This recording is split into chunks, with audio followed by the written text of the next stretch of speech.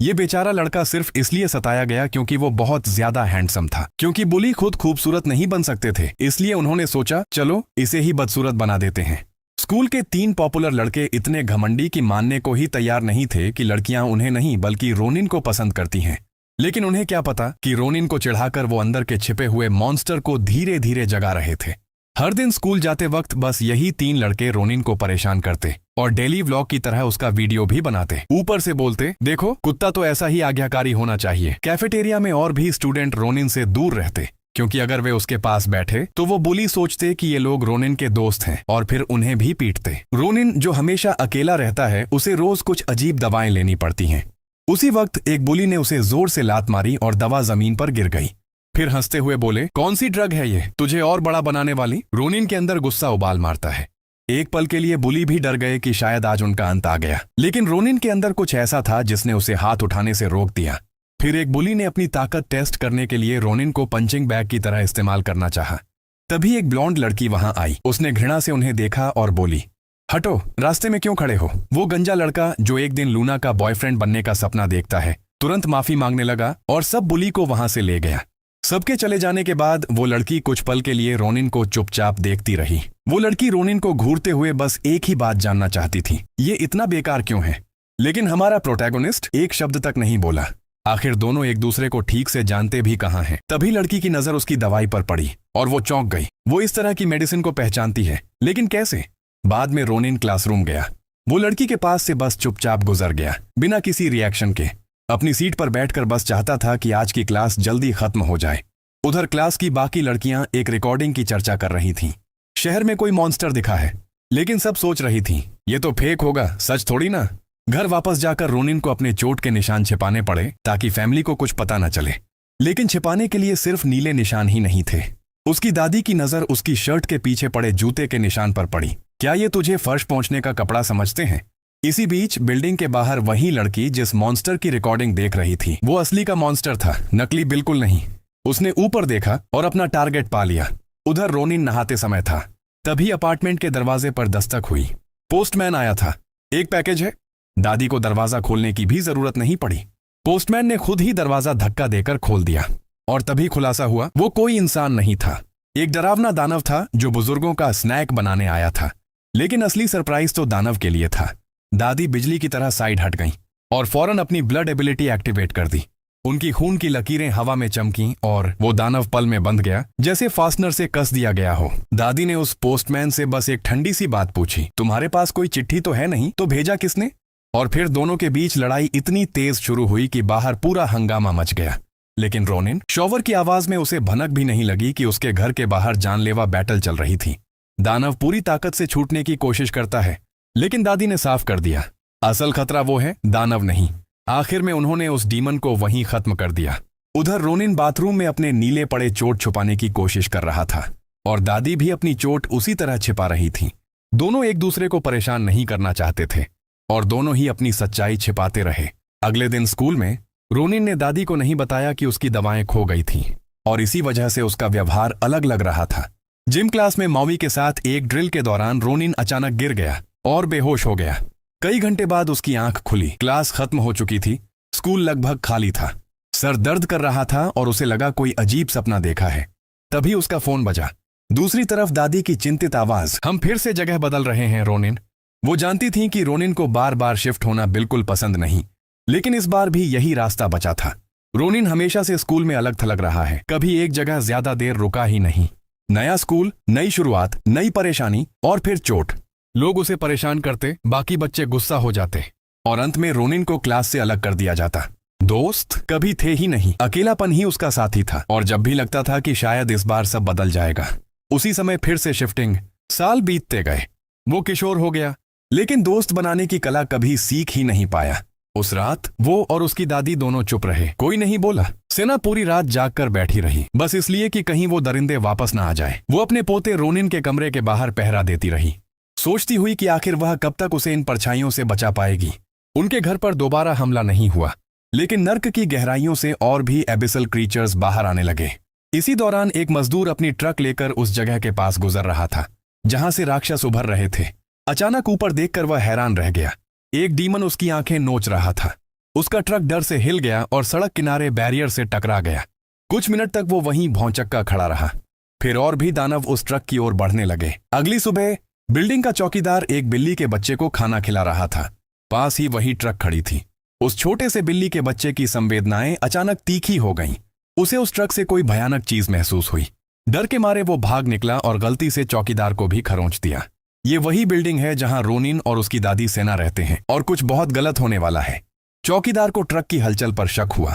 Truck driver ने पीछे का दरवाजा खोला और वहीं सीन बदलकर रोनिन के घर पर आता है, जहां वो आराम से नाश्ता कर रहा है। आज उसका स्कूल का आखिरी दिन। फिर एक बार शिफ्टिंग। सेना को अचानक हवा में कोई अनजान मौजूदगी महसूस होती है। वह तुरंत खड़ी होती है और रोनिन से कहती है, तुम स्कूल जल्दी जाओ, मुझे एक अपॉइंटमेंट है। बिना कुछ समझे रोनिन को लगभग धक्का देकर बाहर निकाल देती है। वह खुद समझ नहीं पा रही कि ये बेचैनी क्यों लग रही है। रोनिन लिफ्ट में जाता है 12 मंजिल नीचे उतरने के लिए। जैसे ही लिफ्ट खुलती है, कुछ डिलीवरी वाले उसके पास से गुजरते हैं और काले धुएं की एक लहर उसकी ओर बहती है। उसी पल रोनिन के भीतर एक अजीब सी, बहुत परिचित सी सनसनी उठती है। ये गंध कुछ ऐसा करती है जो उसे समझ नहीं आता, लेकिन उसके अंदर कहीं गहरे तक असर करती है। रोनिन उत्सुकता से उन डिलीवरी वालों को जाता हुआ देखता है। लिफ्ट में घुसते हुए उसे अजीब लगता है, इतने सारे डिलीवरी बॉय एक साथ क्यों? उधर बिल्डिंग की 21वीं मंजिल, अपार्टमेंट 21101, डिलीवरी वाले घंटी बजाते हैं और दूसरी तरफ सेना पूरी तरह लड़ाई के लिए तैयार खड़ी है। नीचे रोनिन ट्रक के पास से गुजरता है। जिज्ञासा में ट्रक के पीछे झांक कर देखता है। ट्रक पूरा खाली, कोई पार्सल नहीं, कोई सामान नहीं। तो फिर इतने सारे डिलीवरी वाले टॉप फ्लोर क्यों गए? अचानक ऊपर से एक भारी धमाका। टॉप फ्लोर से कोई इंसान सीधा नीचे गिरता है और जोर से एक पेड़ पर आकर अटक जाता है। रोनिन दहशत में, क्या वो ठीक है? ऊपर क्या हो रहा है? घबराकर वह वापस घर की ओर भागता है। लिफ्ट काम नहीं कर रही तो वह सीढ़ियों से 21 फ्लोर ऊपर भागता है, सांस टूटती हुई, दिल धड़कता हुआ। उधर घर के अंदर वो डिलीवरी वाले असल में दानव थे और अब सेना, जो अपने पोते के सामने पावर छिपाती थी, पूरी ताकत से लड़ रही है। उसके लाल ब्लड थ्रेड्स हवा में तैरते हुए एक एक करके राक्षसों को चीर रहे हैं। उनकी कोई चाल नहीं चल रही, एक के बाद एक कटकर धुएं में बदलते जा रहे हैं। कोई शरीर नहीं बचता, बस काला धुआं। लेकिन आखिर में बचा आखिरी दानव अचानक तेजी से हमला करता है और सेना को चोट पहुंचा देता है। वह पीछे हटती है, फिर लाल धागों से पलटवार करने की कोशिश करती है, लेकिन तभी उसे एहसास होता है ये दानव दूसरों जैसा नहीं है, ये पूरा अलग है। क्या ये शिनिगामी है? वह राक्षस ठंडी आवाज में कहता है। राजा की सेना आने वाली है, उन्हें रोकने की कोशिश बेकार है। सेना पूरी तरह गुस्से में पागल हो चुकी है। वो अपने धागों से उस खतरनाक क्रिएचर की गर्दन पकड़कर उसे नीचे दबा देती है। सेना गुर्राते हुए कहती है, ये सब बेवकूफी है, लेकिन वो राक्षस भी कम नहीं। गुस्से में दादी पर हमला करते हुए गरजता है कि चाबी कहाँ है, हमें चाबी चाहिए। जिस औरत को कभी कोई छू भी नहीं सकता था, आज वही इस दानव के प्रेशर में आ चुकी है। लेकिन सेना बिना जवाब दिए मानने वालों में से नहीं है। अचानक वो पीछे से अपने थ्रेड्स लपेटकर उसे जकड़ लेती है और एक जोरदार वार से उसको घायल कर देती है। वो चीख कर पूछती है, ये राजा आखिर है कौन? उधर दूसरी तरफ रोनिन जान बचाकर सीढ़ियां चढ़ते चढ़ते टॉप फ्लोर तक पहुंचता है। इतनी तेज दौड़ कि उसकी सांसें टूटने लगती हैं, दिल मानो बाहर आ जाए। जैसे ही वो अपने दरवाजे पर पहुंचता है और खोलने की कोशिश करता है, उसकी दादी अचानक उसे रोक लेती है। वो चिल्लाकर कहती है, अंदर मत आओ। लेकिन इसी एक पल की लापरवाही उस दानव को मौका दे देती है। वो अपना हाथ सीधा सेना की छाती के पार घुसा देता है। रोनिन दरवाजे के पीछे से बार बार दरवाजा खोलने की कोशिश करता है, लेकिन सेना पूरी जान लगाकर लड़ रही होती है। वो गुस्से में दानव का पूरा हाथ फाड़कर अलग कर देती है। उसी वक्त उस राक्षस को शक होने लगता है, क्या असली चाबी दरवाजे के पीछे खड़ा वही बच्चा है? जैसे ही ये बात दादी तक पहुंचती है, सेना का गुस्सा राक्षसी लेवल पर पहुंच जाता है। वो उसकी खोपड़ी पकड़कर ठंडे स्वर में कहती है, जो ज्यादा जानता है वो जिंदा नहीं रहता। बाहर बिल्डिंग का गार्ड पेड़ों पर खून देखकर कांप उठता है, लेकिन रोनिन के लिए असली खतरा अभी खत्म नहीं हुआ। जैसे ही वो दरवाजे से हटता है, कोई काली आकृति पीछे से उस पर हमला कर देती है। अंदर सेना उन दैत्यों को खत्म कर चुकी है, लेकिन उसकी हालत बेहद गंभीर है। खून बह रहा है और साफ दिख रहा है कि वो अब ज्यादा देर टिक नहीं पाएगी। अचानक एक और भयावह दानव घर में घुस आता है और उसके हाथ में बंधा हुआ है रोनिन, सेना का नाती। वो राक्षस गुर्राकर पूछता है, क्या ये बच्चा तुम्हारे लिए इतना कीमती है? सेना खामोश खड़ी रहती है, फिर धीमे से कहती है, उसे छोड़ दो, मैं तुम्हारे साथ चलूंगी। लेकिन दानव हंसता है। उसे अच्छी तरह पता है कि सेना की बातों पर भरोसा नहीं किया जा सकता, इसलिए वो रोनिन की जान को दांव पर रखकर उसे धमकाता है।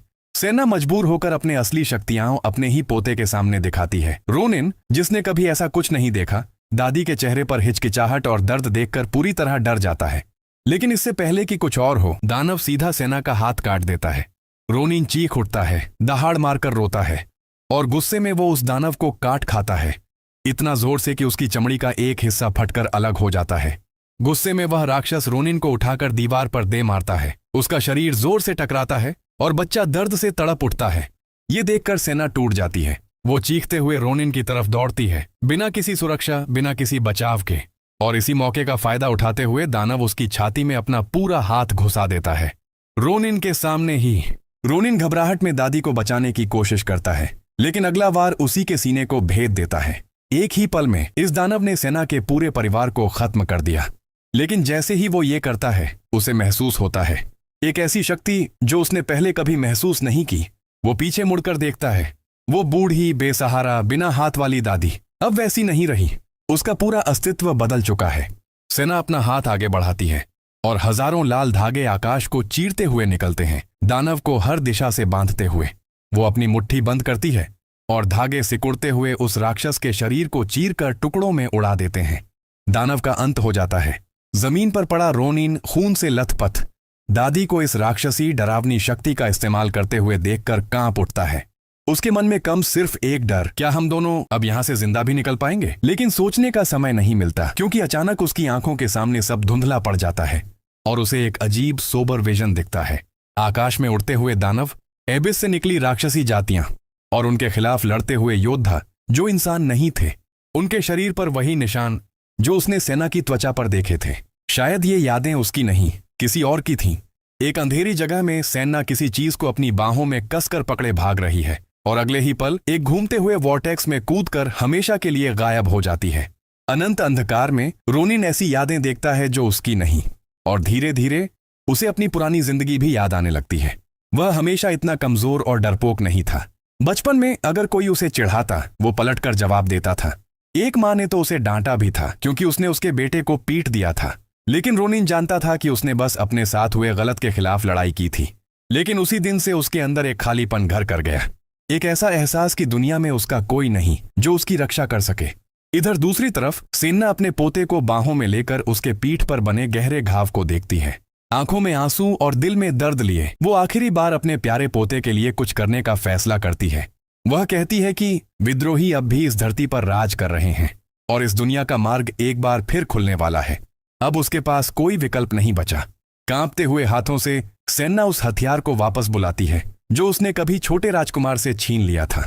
उसकी हथेली में लाल आग जल उठती है और वह उस शक्ति को धीरे से रोनिन के नाजुक शरीर में लौटा देती है। ये शक्ति तुम्हारी किस्मत है, वो फुसफुसाती है। उसी पल रोनिन को बांधने वाली सारी जंजीरें टूट जाती हैं और एक अथाह ताकत उसके अंदर भरने लगती है। लेकिन जैसे ही सेना उसे फिर से छूने की कोशिश करती है, उसका शरीर अब और सह नहीं पाता। यह था उसका दर्दनाक अंत। अलविदा मेरे पोते, मैं तुमसे प्यार करती हूँ। कुछ समय बाद, शायद घंटे बीत गए थे या कई दिन, किसी को नहीं पता, रोनिन की आंख खुलती है और उसे एक ही चीज महसूस होती है। दादी कहीं नहीं है, खाली घर, सन्नाटा, और पिछले कुछ दिनों की एक भी याद उसके पास नहीं। घबराकर वह सीधा पुलिस स्टेशन पहुंचता है और रिपोर्ट करता है कि उसकी दादी गुम हो गई हैं। लेकिन बात सिर्फ इतनी नहीं थी। रोनिन कई बार पुलिस स्टेशन लौटता है, हर बार उम्मीद लेकर कि शायद कोई खबर मिलेगी, लेकिन उसकी दादी ऐसे गायब हुई थीं जैसे वो कभी थी ही नहीं। रोनिन पुलिस को समझाने की कोशिश करता है कि उसकी दादी को एक राक्षस उठा ले गया, लेकिन पुलिस वाले उसे मजाक समझने लगते हैं। ऐसी बातों पर मजाक नहीं करते लड़के, वे कहते हैं। गुस्से और बेबसी से भरा रोनिन रोज घर लौटता है, पर असली सजा तो रात में मिलती है। जैसे ही नींद आने लगती है, वही दिन, वही चीखें, वही काले साए उसके सपनों में लौट आते हैं। अब तो हालत ऐसी हो चुकी थी कि उसे खुद नहीं पता चलता कि वो सपना देख रहा है या सच में वह सब हुआ था। हफ्ते बीत गए। पुलिस स्टेशन जाना उसकी दिनचर्या बन चुकी थी, मानो वहां जाना ही उसके पास बची आखिरी उम्मीद थी। फिर एक दिन स्कूल से आदेश आया, उसे वापस आना होगा। प्रिंसिपल के ऑफिस से बाहर निकलते हुए स्कूल का माहौल उसे अजनबी सा लगा। तभी उसका एक क्लासमेट उसे देखकर चौंक जाता है। अरे रोनिन, इतने दिनों बाद, तू ठीक तो है ना? और रोनिन बस खामोश खड़ा रह जाता है। उसी पल रोनिन को एक अजीब सा एहसास होता है, कुछ गलत, कोई खतरा, पर वो समझ नहीं पाता कि आखिर क्यों उसके दिल में इतनी घबराहट है। फिर पीआई क्लास में, जहां वह हमेशा सबसे कमजोर माना जाता था, आज कुछ ऐसा हुआ जिसकी किसी ने उम्मीद भी नहीं की थी। रोनिन उड़ रहा था। वह सबसे तेज भागा, इतना तेज कि बाकी सब उसकी धूल भी नहीं छू पाए। क्लास के बच्चे दंग रह गए। ये रोनिन है, पर रोनिन खुद भी अपनी हालत नहीं समझ पा रहा था। ये सिर्फ ताकत नहीं थी, उसे लगातार लग रहा था कि कोई उसे देख रहा है, पर कौन? स्कूल में बाद में भी वही एहसास पीछा नहीं छोड़ता। किसी की नजरें कहीं से उसे पीछा कर रही थीं। इसी तलाश में जब वह मुड़ता है तो सामने आती है स्कूल की सबसे खूबसूरत लड़की ली लूना।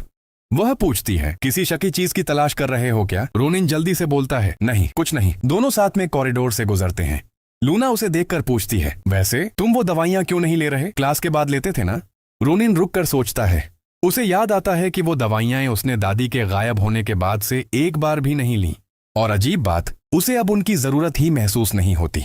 अचानक उसके दिमाग में एक पागल सी सोच आती है और बिना कुछ कहे वह सीधे खिड़की से कूद जाता है। मुझे एक जरूरी काम है, ये कहकर वह हवा में गायब। कुछ देर बाद सीढ़ियों में लूना की मुलाकात होती है उस गंजे गुंडे से जो उसे पसंद करता है। लड़की को देखते ही उसकी शक्ल बदल जाती है। वह अच्छे लड़के बनने की एक्टिंग करता है, लेकिन लूना उसे पूरी तरह इग्नोर कर देती है। चलते हुए वह खुद से कहती है, अच्छा ही है। रात को रोनिन सड़क पर खड़ा स्कूल में हुई बातों पर सोच रहा था। उसका शरीर बदल चुका था, वो मजबूत हो चुका था। सड़क के उस पार वह लूना को उसके पार्ट टाइम जॉब पर देखता है। उसे पता ही नहीं था कि लूना उसके घर के इतने पास काम करती है। वह सोचता है, जाकर हेलो बोलूं या नहीं। उसी वक्त पीछे एक बुजुर्ग महिला गत्ते के डिब्बे इकट्ठा कर रही थी। रोनिन को वह अपनी दादी जैसी लगी। वह तुरंत जाकर कहता है, आंटी मैं मदद कर दूं? लेकिन जब वह उन्हें ज्यादा देर तक घूरने लगता है उसे खुद ही शर्म आने लगती है। रोनिन नजरें झुकाकर बूढ़ी औरत की मदद करता है और चुपचाप वहां से निकल जाता है। उधर उसके क्लास के कुछ लड़के उस दुकान पर पहुंचते हैं जहां लूना पार्ट टाइम जॉब करती है। लूना उन्हें देखते ही भड़बड़ा जाती है। उसे इन लड़कों से बिल्कुल भी अच्छी वाइब्स नहीं आती। वे बोलते हैं, हम ड्रिंक्स और सिगरेट लेने आए हैं। लूना तुरंत सख्त आवाज में कहती है, आईडी दिखाओ। उन लड़कों ने सोचा कि हम इतने फेमस हैं, ये हमें रोकेगी नहीं। लेकिन जब वह नहीं मानी तो सुनहरा बालों वाला लड़का तमतमाकर बोला, मना करेगी तो बाद में पीट दूंगा। उसका दोस्त फुसफुसाकर कहता है, अरे बेवकूफ, स्कूल का वो गंजा गुंडा लूना को पसंद करता है। तूने कुछ किया तो तेरा गेम खत्म। लूना ने दोनों को दुकान से बाहर धक्के दे दिए। कुछ नहीं मिला, न सिगरेट न ड्रिंक्स, बस बेइज्जती। गुस्से में भरा ब्लॉन्ड लड़का तभी देखता है सड़क के किनारे बैठी एक बुजुर्ग बेघर महिला को। उसका दोस्त तुरंत आंख मारकर कहता है, उससे कहो ये हमारे लिए ले आएगी। दोनों उसके पास जाते हैं और पैसे आगे करके बोलते हैं, अम्मा हमारे लिए ड्रिंक्स और सिगरेट ले आओ। लेकिन वह गरीब होते हुए भी इनकार कर देती है। बच्चों को ये सब नहीं करना चाहिए। ये सुनकर लड़के आग बबूला हो जाते हैं। अरे तू गरीब औरत है, पैसे ले और चुपचाप कर दे काम। इसी वक्त रोनिन जो पास से गुजर रहा था ये सब देख लेता है। उनकी बदतमीजी देखकर उसका गुस्सा फूट पड़ता है। रोनिन आगे बढ़कर उस बुजुर्ग महिला को उनसे दूर ले जाता है। आंटी आप यहां से चली जाइए। छोकरे चिढ़ जाते हैं और कहते हैं, ओए तू बीच में क्यों आ रहा है? तेरी दादी है क्या ये? फिर उन्हें एहसास होता है कि उन्होंने उस बुजुर्ग का सारा गत्ता बर्बाद कर दिया है जो बड़ी मेहनत से उसने इकट्ठा किया था। रोनिन की आंखों में आग जल उठती है। एक कमजोर लड़के को गुस्सा होते देख वे हंसते हैं। ओहो, ये तो सच में भड़क गया। वे उसे पकड़कर नजदीकी गली में ले जाते हैं। चल आज तुझे असली सबक सिखाते हैं। रोनिन को जमीन पर पटक दिया जाता है। एक लड़का उसे बेरहमी से लाते मारता है, जबकि दूसरा बाहर खड़ा होकर देखता है कि कोई आ तो नहीं रहा। अंधेरी गली में रोनिन को बेरहमी से पीटा जा रहा था और हर चोट के साथ उसके अंदर कुछ टूट रहा था, कुछ बदल रहा था।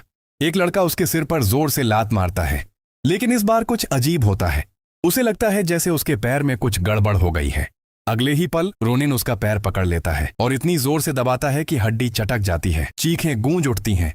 दूसरा गुंडा दौड़ता हुआ आता है। क्या कर रहा है तू? मेरे दोस्त को क्यों मार रहा है? लेकिन रोनिन की आंखें, वो आंखें उसकी नहीं थीं। वह खुद भी नहीं समझ पा रहा था उसने अभी क्या किया। जैसे वह अपने होश में ही नहीं था। घबराया हुआ वह वहां से भागता है। मेरे साथ क्या हो रहा है? मैं ऐसा कैसे कर सकता हूँ? घर के पास पार्क में पहुंचकर उसके दिमाग में वही रात चमकती है। वो रात जब वह मौत के करीब था पर मरा नहीं, और अब उसके अंदर ये अजीब खतरनाक ताकत। क्या मैं अजय हो गया हूँ? ये सोचकर उसकी सांसें रुकने लगती हैं। रोनिन स्कूल पहुंचता है और कल के वो लड़के सभी उसी की क्लास के थे। लाल बालों वाला लड़का डरते डरते याद करता है कि आखिर कल रात क्या हुआ। इधर गंजा गुंडा गुस्से में फटता हुआ रोनिन के पास आता है। मुझे इग्नोर क्यों कर रहा है तू? मेरा दोस्त तेरी वजह से अस्पताल में है। बाकी छात्र हैरत से उन्हें देखते हैं। ये कैसा झगड़ा है? गुंडा चीखता है, बोल चुप क्यों है? मरना चाहता है क्या? तभी एक सहपाठी हिम्मत करके कहता है, भाई रोनिन बहुत बुरे समय से गुजर रहा है। उसकी दादी लापता है, जरा उसे अकेला छोड़ दो। ये सुनकर गुंडा टेबल पर मुक्का मारता है। तू होता कौन है मुझसे कुछ मांगने वाला? और तभी रोनिन की आंखें उठती हैं, ठंडी बर्फ जैसी, बिल्कुल पीकी ब्लाइंडर्स वाले गैंगस्टर लुक की तरह। उसकी निगाहें सीधे गुंडे की आंखों में धंस जाती हैं। गुंडे को महसूस होता है जैसे उसकी आत्मा जम गई हो। पैर कांपना तो दूर, हिल भी नहीं रहे। ये वो नजर थी जिससे लगा कि अगर रोनिन चाहे तो सिर्फ देखकर ही उसे खत्म कर देगा। डरा हुआ लेकिन थोड़ी सी हिम्मत जुटाकर वो गुंडा रोनिन के सामने से हट जाता है। उसका दोस्त धीरे से फुसफुसाता है, ये पहले वाला रोनिन नहीं है, ये पूरी तरह बदल गया है। वह लड़का हैरान था। कमजोर डरपोक रोनिन ने कैसे उन पुलिस की आंखों में आंख डाल दी। उसी रात एक आदमी सड़क पर अपने कुत्ते के साथ टहल रहा था। अचानक उनका डॉग सतर्क हो जाता है। किसी की तेज भागती हुई परछाई उसके सामने से गुजरती है। कुत्ता भौंकने को होता है, पर अगले ही पल उसकी पूंछ दब जाती है। वह वहीं कांपने लगता है, जैसे उसने किसी इंसान को नहीं, किसी शिकार करने वाले जानवर को देखा हो। काफी दूर भागकर वह एक पुरानी जर्जर इमारत पर पहुंचता है। वह अंदर जाता है और टूटी हुई सीढ़ियां चढ़ते हुए टॉप फ्लोर पर पहुंचता है। ऊपर मेटल की भारी भारी बीमें बिखरी हुई थीं। रोनिन अपनी हुड उतारता है।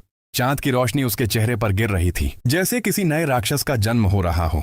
उसकी नजर एक मोटी स्टील बीम पर पड़ती है, एक ऐसा लोहे का ढांचा जो किसी आम इंसान से तो हिल भी नहीं सकता। वह सोचता है, अगर मैं इसे उठा नहीं पाया तो मतलब सब ठीक है, मैं सामान्य हूं। पूरी ताकत लगाकर बीम को धकेलने की कोशिश करता है, पर बीम हिलती नहीं। रोनिन राहत की सांस लेता है, लेकिन तभी उसकी नजर बीम पर पड़ती है। उस पर एक गहरा डेंट पड़ा हुआ था। रोनिन की धड़कन रुक सी जाती है। वह दोबारा कोशिश करता है, इस बार और ज्यादा जोर से।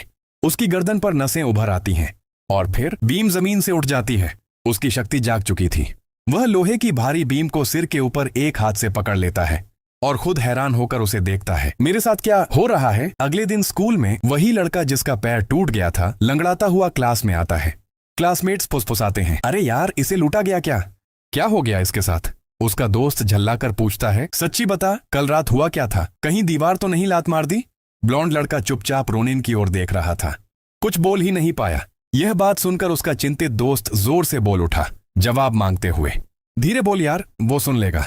फिर अचानक बात बदलते हुए बोला, छोड़, अब मुझे पढ़ाई करनी है। उसका दोस्त जानता था कि वो कभी पढ़ाई लिखाई वाला बंदा नहीं था, तो कुछ तो गड़बड़ थी। किताब उल्टी पकड़ रखी है क्या? उसे कुछ समझ नहीं आ रहा था, लेकिन वो उस रात जो देखा था उसी बारे में सोचने लगा। प्रोटैगोनिस्ट की नजर कुछ तो बहुत अजीब थी। दोपहर के लंच ब्रेक में जब सारे नर्डी बच्चे आराम से खा रहे थे, तभी गंजा गुंडा आ गया। बोला, बहुत ज्यादा खाना है तुम्हारे पास, थोड़ा शेयर करो। और अब वो अपने दोस्तों के साथ बैठा है, सामने दर्जनों ब्रेडेड चिकन रखे हुए। जाहिर है खुदगर्ज बंदा कह रहा है, सब मेरा है। वो अपनी क्रश को कैफेटेरिया में आते देखता है और उसे हाथ हिलाकर बुलाता है। बोलता है, तू बहुत पतली है, थोड़ा ज्यादा खा ले, वेट बढ़ जाएगा तो क्या हुआ? लेकिन लड़की उसे पूरी तरह इग्नोर कर देती है। बेवकूफ वहीं ठिठक के रह जाता है। उधर स्कूल की सबसे खूबसूरत लड़की हमारे प्रोटैगोनिस्ट के पास आकर पूछती है, मैं यहाँ बैठ सकती हूँ? ये देखकर पूरा कैफेटेरिया दंग रह जाता है, क्योंकि वो सिर्फ उसके पास बैठती ही नहीं बल्कि उससे काफी फ्रेंडली भी लग रही होती है। गंजे गुंडे के अंदर से गुस्से की काली धुआंधार हवा उठने लगती है। लंच के बाद वो अपने दोस्त को घेर लेता है और पूछता है कि उस कमजोर लड़के ने उसका पैर कैसे तोड़ दिया। उसे यकीन ही नहीं होता कि प्रोटैगोनिस्ट इतना स्ट्रांग कैसे हो गया। वो तो लूजर है। लेकिन उसका दोस्त अड़ा रहता है, नहीं भाई, वो कुछ अजीब है, ये नॉर्मल नहीं था। गुंडा गुस्से में दीवार पर मुक्का मारता है, तू पागल हो गया है, कोई इतनी जल्दी बदल नहीं सकता। क्या इसके दिमाग पर चोट लगी है? स्टूडेंट्स बात कर ही रहे थे कि किसी ने कहा, ये सब बहुत बचकाना है। वो थी लूना। उसने कहा, कितना दयनीय है, जब वो कमजोर था तुम लोग उसे मारते थे, अब जब वो स्ट्रांग हो गया है तो तुम लोग डर रहे हो। सच बोलो, मान लो। गंजा गुंडा उसकी बातों से परेशान नहीं दिखा और बोला, ये लड़की मजाक कर रही है, वो लूजर बस एक्टिंग कर रहा है टफ बनने की, जल्द ही उसे उसकी औकात दिख जाएगी। लूना फिर बोली, हाँ तो फिर दिखा दो, कौन ऊपर है, जैसे कि उसे चैलेंज कर रही हो। गंजा पूछता है, तू मेरी तुलना उस लूजर से क्यों कर रही है? लूना पास आकर कहती है, सच बोलो, मान लो कि तुम डर गए हो, और ठीक है, मैं समझती हूं। इतना सुनकर वो मुस्कुराता है, उस लूजर ने सबके दिमाग घुमा दिए हैं, अब मैं एक ऐसा सबक दूंगा कि इसकी याद की थेरेपी बन जाएगी। उसी दिन बाद में लूना ने प्रोटैगोनिस्ट को मैसेज भेजा, स्कूल के बाद बैक गेट पर आ जाना, नहीं आए तो ये लोग तुझे बुली करते रहेंगे। ये मैसेज उसके साथ साथ बाकी स्टूडेंट्स तक भी पहुंच गया कि आज लड़ाई होने वाली है। सब अपने अपने फोन पर लाइव अपडेट लेते बैठे थे ताकि देख सकें कि शायद आज वो लूजर आखिरकार उस गुंडे की छुट्टी कर दे। लेकिन इस बार प्रोटैगोनिस्ट पहले की तरह नर्वस नहीं था, बस उसे ये सब बेकार सा लग रहा था। शाम 6 बजे वो लोकेशन पर पहुंच गया। वहां खड़ा गुंडा स्ट्रेच करते हुए बोला, आज इस लूजर को अच्छा सबक मिलेगा। आसपास खड़े लोग बहस कर रहे थे कि कौन जीतेगा। सबके लिए तो ये साफ था कि वो लूजर कभी नहीं जीत पाएगा। गंजा स्टूडेंट ऊब चुका था। बोला, अच्छा है, थोड़ी बोरियत दूर हो जाएगी। और सुन रोनिन, बोरिंग मत बनना, जितनी देर तक टिक सके टिक जाना, फिर तोड़ दूंगा तुझे। रोनिन बस ठंडी नजर से उसे देख रहा था, बिना कुछ बोले, लेकिन उसके मुट्ठी में साफ दिख रहा था कि वो क्या करने वाला है। आसपास के सारे बच्चे पूछ रहे थे, लड़ाई कब शुरू होगी? सबको तो मजा आने वाला था। भीड़ में कुछ लोग तो गंजे की हिम्मत बढ़ा रहे थे, क्योंकि वो तो हमेशा दूसरों के सामने शो ऑफ करता था। ज्यादा शेखी बघारने के लिए उसने कहा, अरे ये तो बेइंसाफी है, इतना दयनीय बंदा, इससे लड़ना तो मेरे लिए आसान है। फिर अकड़ कर बोला, चलो फेयर बनाते हैं, ये लूजर मुझे पहले एक घूंसा मार सकता है, सीधे मुंह पर, मैं हिलूंगा भी नहीं। अब तो ये पूरा तमाशा बन चुका था। बस दो लोग थे जिन्हें सच में चिंता थी, एक प्रोटैगोनिस्ट की और एक उस गंजे की, क्योंकि दोनों जानते थे कि ये दिखने में शांत लड़का असल में नॉर्मल नहीं है। गंजा फिर घमंड में चिल्लाया, मारो, जल्दी करो। वो खड़ा हो गया, घूंसा खाने के लिए तैयार, और अगले ही पल घूंसा लगने से पहले हवा की रफ्तार ने उसका चेहरा तोड़ दिया। टक्कर इतनी तेज थी कि उसके दांत उड़ गए और वो हवा में उछलकर पीछे जा गिरा। सबकी आंखें फटी की फटी रह गईं। जिस लड़के का पैर टूटा था उसने बस सोचा, मैंने कहा था ये नॉर्मल नहीं है। गंजा सिर्फ एक ही घूंसे में खत्म, और सिर्फ इतना नहीं, वो सबके ऊपर से उड़ता हुआ दूर जमीन पर जा गिरा। सबको तो लग रहा था शायद वो मर ही गया हो। रोनिन गुस्से से दहाड़ा, उठ! वो उसकी शर्ट पकड़कर झंझोड़ते हुए बोला, उठ बेवकूफ, अभी तो हमने शुरू भी नहीं किया। भीड़ डर से जम गई। ये सब उनकी उम्मीदों से बिल्कुल उल्टा था। उसकी आंखों में एकदम खूंखार नजर थी। उसकी नजर बिल्कुल खूंखार थी। उसकी मुट्ठी अब उन लोगों के खून से सनी हुई थी जो इसके लायक थे। जमीन पर पड़ा वो गुंडा दया की भीख मांग रहा था। प्रोटैगोनिस्ट नीचे झुककर ठंडे सुर में बोला, डर मत, मारूंगा नहीं, बस सबक सिखाऊंगा। उसकी बातों में इतनी ठंडक थी कि उसकी सांस तक गंजे के चेहरे पर बर्फ जैसी लग रही थी। इधर स्कूल की छत पर खड़ी सबसे खूबसूरत लड़की ये सब देख रही थी। बस हल्का सा मुस्कुराई। जैसा सोचा था वैसा ही हुआ। नतीजा बिल्कुल उसकी प्लानिंग के मुताबिक था। उस रात कहीं और एक अजीब घटना हो रही थी। एक डरावना प्राणी किसी घर में घुसने की कोशिश कर रहा था। उधर हमारा प्रोटैगोनिस्ट घर लौटा तो उसका अकेला दोस्त सामने खड़ा था। दोस्त बोला, तू अपना बैग स्कूल में भूल आया, और सुन, तू ठीक है? तू इतने कम समय में बहुत बदल गया है। इन बातों ने रोनिन को सोच में डाल दिया। वो घर जाते हुए खुद से पूछने लगा, क्या सच में मैं बदल गया हूँ? आज जो उसने किया उसे वो पसंद तो नहीं आया, लेकिन उसे पछतावा भी नहीं था। इस बीच उसके अपार्टमेंट में वो अजीब प्राणी कुछ ढूंढ रहा था। जैसे ही दरवाजा खुला वो तुरंत छत में छुप गया। रोनिन ने लाइट ऑन की। उसे कुछ अजीब नजर नहीं आया, लेकिन वो राक्षस ऊपर से सही मौके का इंतजार कर रहा था। जैसे ही रोनिन थोड़ा सा भी ध्यान बटाता दिखा, वो प्राणी झपट पड़ा, लेकिन रोनिन पहले से ही उस पर नजर रखे हुए था। तू है कौन? और उसी वक्त रोनिन भी बोला, और तू कौन है? तभी दोनों भिड़ गए। घर की हालत लगभग तहस नहस हो गई, पर रोनिन को एक भी वार नहीं लगा। उसकी ठंडी स्थिर नजर सब कुछ पड़ रही थी। वो सारी हमले आसानी से डॉज करता गया। फिर एक झटके में उस प्राणी को पकड़कर उसकी बांह चीर दी। डेमन चीख कर बोला, तू इंसान नहीं हो सकता। रोनिन इस बात से खुद ही हैरान था, पर जवाब देने की बजाय उसने उस दानव का पूरा हाथ उखाड़ फेंका। चीखते हुए वो प्राणी खिड़की से बाहर कूद गया। सोचा शायद बच जाएगा, लेकिन इंसान समझा जाने वाला रोनिन बिना सोचे उसके पीछे छलांग मार देता है। पाइप, एयर फैन जो भी आया उस पर कूदते हुए नीचे उतर गया और एक जोरदार वार किया। प्राणी सड़क पर धड़ाम से गिरा। जब रोनिन नीचे पहुंचा वो दानव किसी तरह रेंग कर भाग चुका था, पर बुरी तरह घायल था। उसे ट्रैक करना अब आसान होने वाला था। भागते भागते दानव डरते हुए सोच रहा था, ये है कौन? ये इंसान नहीं हो सकता। मुझे इसे अपने लीडर को रिपोर्ट करना होगा। लेकिन वो जितना भागता उतना ही डर बस बढ़ता गया, क्योंकि रोनिन अपनी ठंडी भयानक नजरों के साथ फिर से उसके सामने था। इस बार दानव भी डर गया। दानव के सारे वार बेकार थे। रोनिन अब पूरी तरह बदल चुका था, शांत और खतरनाक। वो दानव को भागते हुए देखता है, फिर बड़ी शांति से पास पड़े छाते को उठाता है। नई मिली ताकत के साथ वो तैयारी करता है और एक ही झटके में छाता फेंकता है। छाता इतनी तेजी से उड़ता है कि दानव को पता भी नहीं चलता कि क्या आने वाला है, और सीधे आर पार हो जाता है। उसे दीवार से कील की तरह चिपका देता है। रोनिन पास पहुंचता है, छाता पकड़े हुए। ठंडी आवाज में पूछता है, ये यहां क्यों था? तुम कौन हो? क्या चाहता था? अब बचने का कोई रास्ता नहीं था। दानव कांप कर बोला, मैं सना के लिए आया था। ये सुनते ही रोनिन को वो दिन याद आता है जब उसकी दादी पर हमला हुआ था, और उसे याद ही नहीं कि वो कैसे गायब हो गई। बारिश से भीगे उस अंधेरे माहौल में क्रीचर फाइनली सच उगल देता है। पिछले महीने जो लड़ाके उस औरत के पीछे भेजे गए थे वो कभी लौटकर ही नहीं आए। रोनिन भड़क कर पूछता है, मेरी दादी क्यों? लेकिन राक्षस ठंडी हंसी हंसकर कहता है कि वो उसकी दादी नहीं बल्कि पूर्व रक्षक जनरल साना है। फिर वो शक भरी नजर से पूछता है, तो साना तुम्हारी दादी है? रोनिन की आंखों में गुस्सा भर उठता है। वो जवाब नहीं देता। अचानक क्रीचर चिल्लाता है, हम की ढूंढ रहे हैं, वही की जो उसके पास है, उसे हमें सौंप दो। रोनिन का धैर्य टूट चुका था। वो फुसफुसाता है, उन बाकी राक्षसों का क्या हुआ जिन्होंने मेरी दादी पर हमला किया था? वे कहाँ हैं? दूसरी तरफ से क्रीचर गुर्राकर बोलता है, तुम्हें नहीं पता होना चाहिए, आखिर तुम भी तो राक्षस हो। रोनिन स्तब्ध। ये बकवास है, मैं राक्षस? मैं कैसे? लेकिन दानव और भड़क जाता है। खुद को देखो, क्या इंसान ऐसा दिखता है? अपने हाथ देखो, क्या इंसान ऐसा करता है? रोनिन की सांसें भारी हो जाती हैं। उसके पैरों के पास पड़ा टूटा हुआ दर्पण। वह झुककर उसमें अपना विकृत डरावना प्रतिबिंब देखता है। उसके भीतर सवालों की आंधी। क्या मैं सच में इंसान नहीं? मैं क्या बन गया हूं? इसी पल क्रीचर मौके का फायदा उठाकर भाग जाता है। रोनिन ध्यान भी नहीं दे पाता। बारिश में गलियों से गुजरता एक आदमी जो काम से थका हुआ था, उस इंसान को बिना छाते के देखकर पूछता है, भाई छाता नहीं लिया क्या? लेकिन सौभाग्य से वो बस उसके चेहरे से डर गया था, क्योंकि असल में वो तो कोई राक्षस था जो तुरंत नाले में कूदकर भाग गया। बारिश से भरी रात में रोनिन बेहाल सा बिना दिशा के भाग रहा था। पैर फिसला और वह सड़क पर गिर पड़ा। उधर एक माँ और उसका छोटा बेटा पास से गुजरे। माँ ने पूछा, बेटा तुम ठीक हो? लेकिन बच्चे ने घबराकर कहा, माँ इसका चेहरा कुछ अलग है। वाकई रोनिन की आंखें अब इंसानी नहीं रही थीं।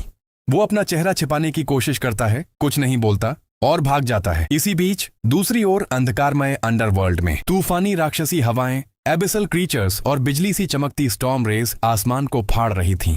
यही वो जगह है, दुनिया के पार, पोर्टल के उस पार का डीमन वर्ल्ड। वही क्रीचर किसी तरह बचकर वापस पहुंचता है। पहला स्काउट जो जानकारी लेकर लौटा है। एक डीमन डियर उसे आदेश देता है, जो देखा है सब लीडर को रिपोर्ट करो।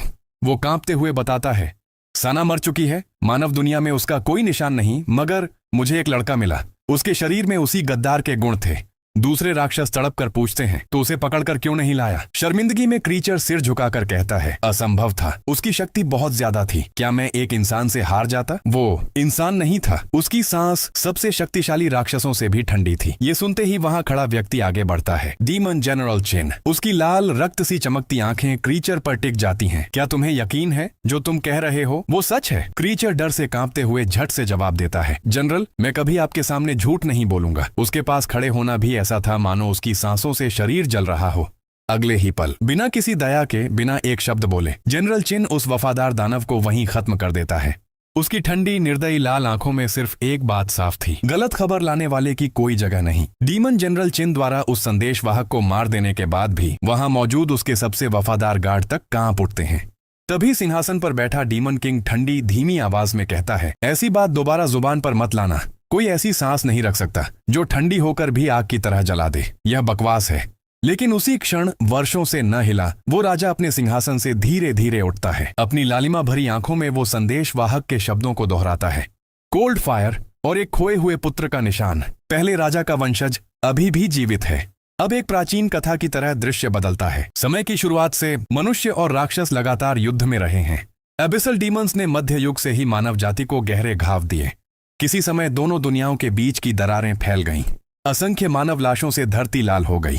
लेकिन युद्ध के बाद मानव दुनिया की ओर जाने वाले सारे रास्ते किसी अज्ञात शक्ति ने बंद कर दिए। हजारों साल बीत गए, फिर मनुष्यों के लिए दानव केवल मिथक, केवल पुरानी कहानियां बनकर रह गए। लेकिन राजा की ठंडी आवाज फिर गूंजती है, भले ही कितना समय बीत जाए, ये दीवारें फिर टूटेंगी। जो रास्ते बंद किए गए थे वे फिर खुलेंगे, और इस बार मानवता नष्ट हो जाएगी। सीन कट वापस मानव दुनिया में। बारिश में भीगा मुख्य पात्र रोनिन दौड़ते दौड़ते पुलिस स्टेशन पहुंचता है। उधर पुलिस ने उसकी दादी के गायब होने के बाद मिले एक फुटेज को ट्रेस किया है। और हाँ, वो महिला सचमुच रोनिन की ही दादी थी। पुलिस पूछती है, क्या आपकी दादी बीमार थी? यह जो जगह है यहाँ तो लोग दवाई लेने आते हैं। इतना सुनते ही रोनिन की आंखें फैल जाती हैं। उसे तुरंत याद आता है कहानी की शुरुआत में दादी ने उसे जो काले रंग की गोलियां दी थीं। रोनिन तुरंत पुलिस से उस लोकेशन का पता ईमेल पर भेजने को कहता है और बिना एक पल गंवाए उसी जगह की ओर दौड़ पड़ता है जहां उसकी दादी आखिरी बार दिखी थी। उसके मन में बस एक ही सवाल, अगर दादी ने ये काली गोलियां किसी से खरीदी थीं तो शायद वही आदमी सच जानता हो। काफी देर खोजने के बाद वह आखिरकार उस छोटी जर्जर दुकान को ढूंढ लेता है, वही जगह जहां उसकी दादी ने वो रहस्यमयी ब्लैक पिल्स खरीदी थी। रोनिन ने बस दादी का नाम लिया और इतना सुनते ही दुकानदार का चेहरा सफेद पड़ गया। वह धीमे से कहता है, यहां रुको। लेकिन कुछ सेकंड बाद ही रोनिन को समझ आ गया, वह आदमी भाग चुका था। रोनिन पीछा करने के लिए दौड़ पड़ा, कारों के बीच से, दीवारों के ऊपर से। वह आदमी तेज हो सकता था, लेकिन रोनिन जैसा छोटा राक्षस उससे कहीं तेज था। घबराकर दुकानदार ने हमला करने की कोशिश की, लेकिन जैसे ही उसने सुना कि यह लड़का साना का पोता है, वह वहीं रुक गया। कांपते हुए दुकानदार ने पूछा, तुमने क्या कहा? रोनिन दोहराता है, सना मेरी दादी थी और ये दवाई उन्होंने मेरे लिए ली थी। यह सुनकर आदमी का चेहरा बदल गया। अब वह भागा नहीं, अब वह बात करने को तैयार था। वह बताता है, ये दवा बहुत भारी साइड इफेक्ट्स वाली है। इसका असली मकसद है दैत्य शक्तियों को दबाना। अंडरवर्ल्ड से जो राक्षस मानव दुनिया में भाग कर आते हैं, वे अपनी पहचान छुपाने के लिए ये दवा लेते हैं। रोनिन के होश उड़ जाते हैं। क्या दादी ये दवा मुझे इसलिए दे रही थी? क्या मैं भी राक्षस हूं? उधर दुकानदार खुद सोच में पड़ गया। क्या ये वही बच्चा है जिसे साना उस रिफ्ट से लेकर आई थी? मानव और दानव दुनिया की उस दरार से। रोनिन कांपती आवाज में कहता है, कृपया मुझे मेरी दादी की कहानी बताइए। दुकानदार की आंखों में पुराने जख्मों की परछाइयां तैरने लगती हैं। वह गहरी सांस लेकर रोनिन को सच्चाई बताना शुरू करता है।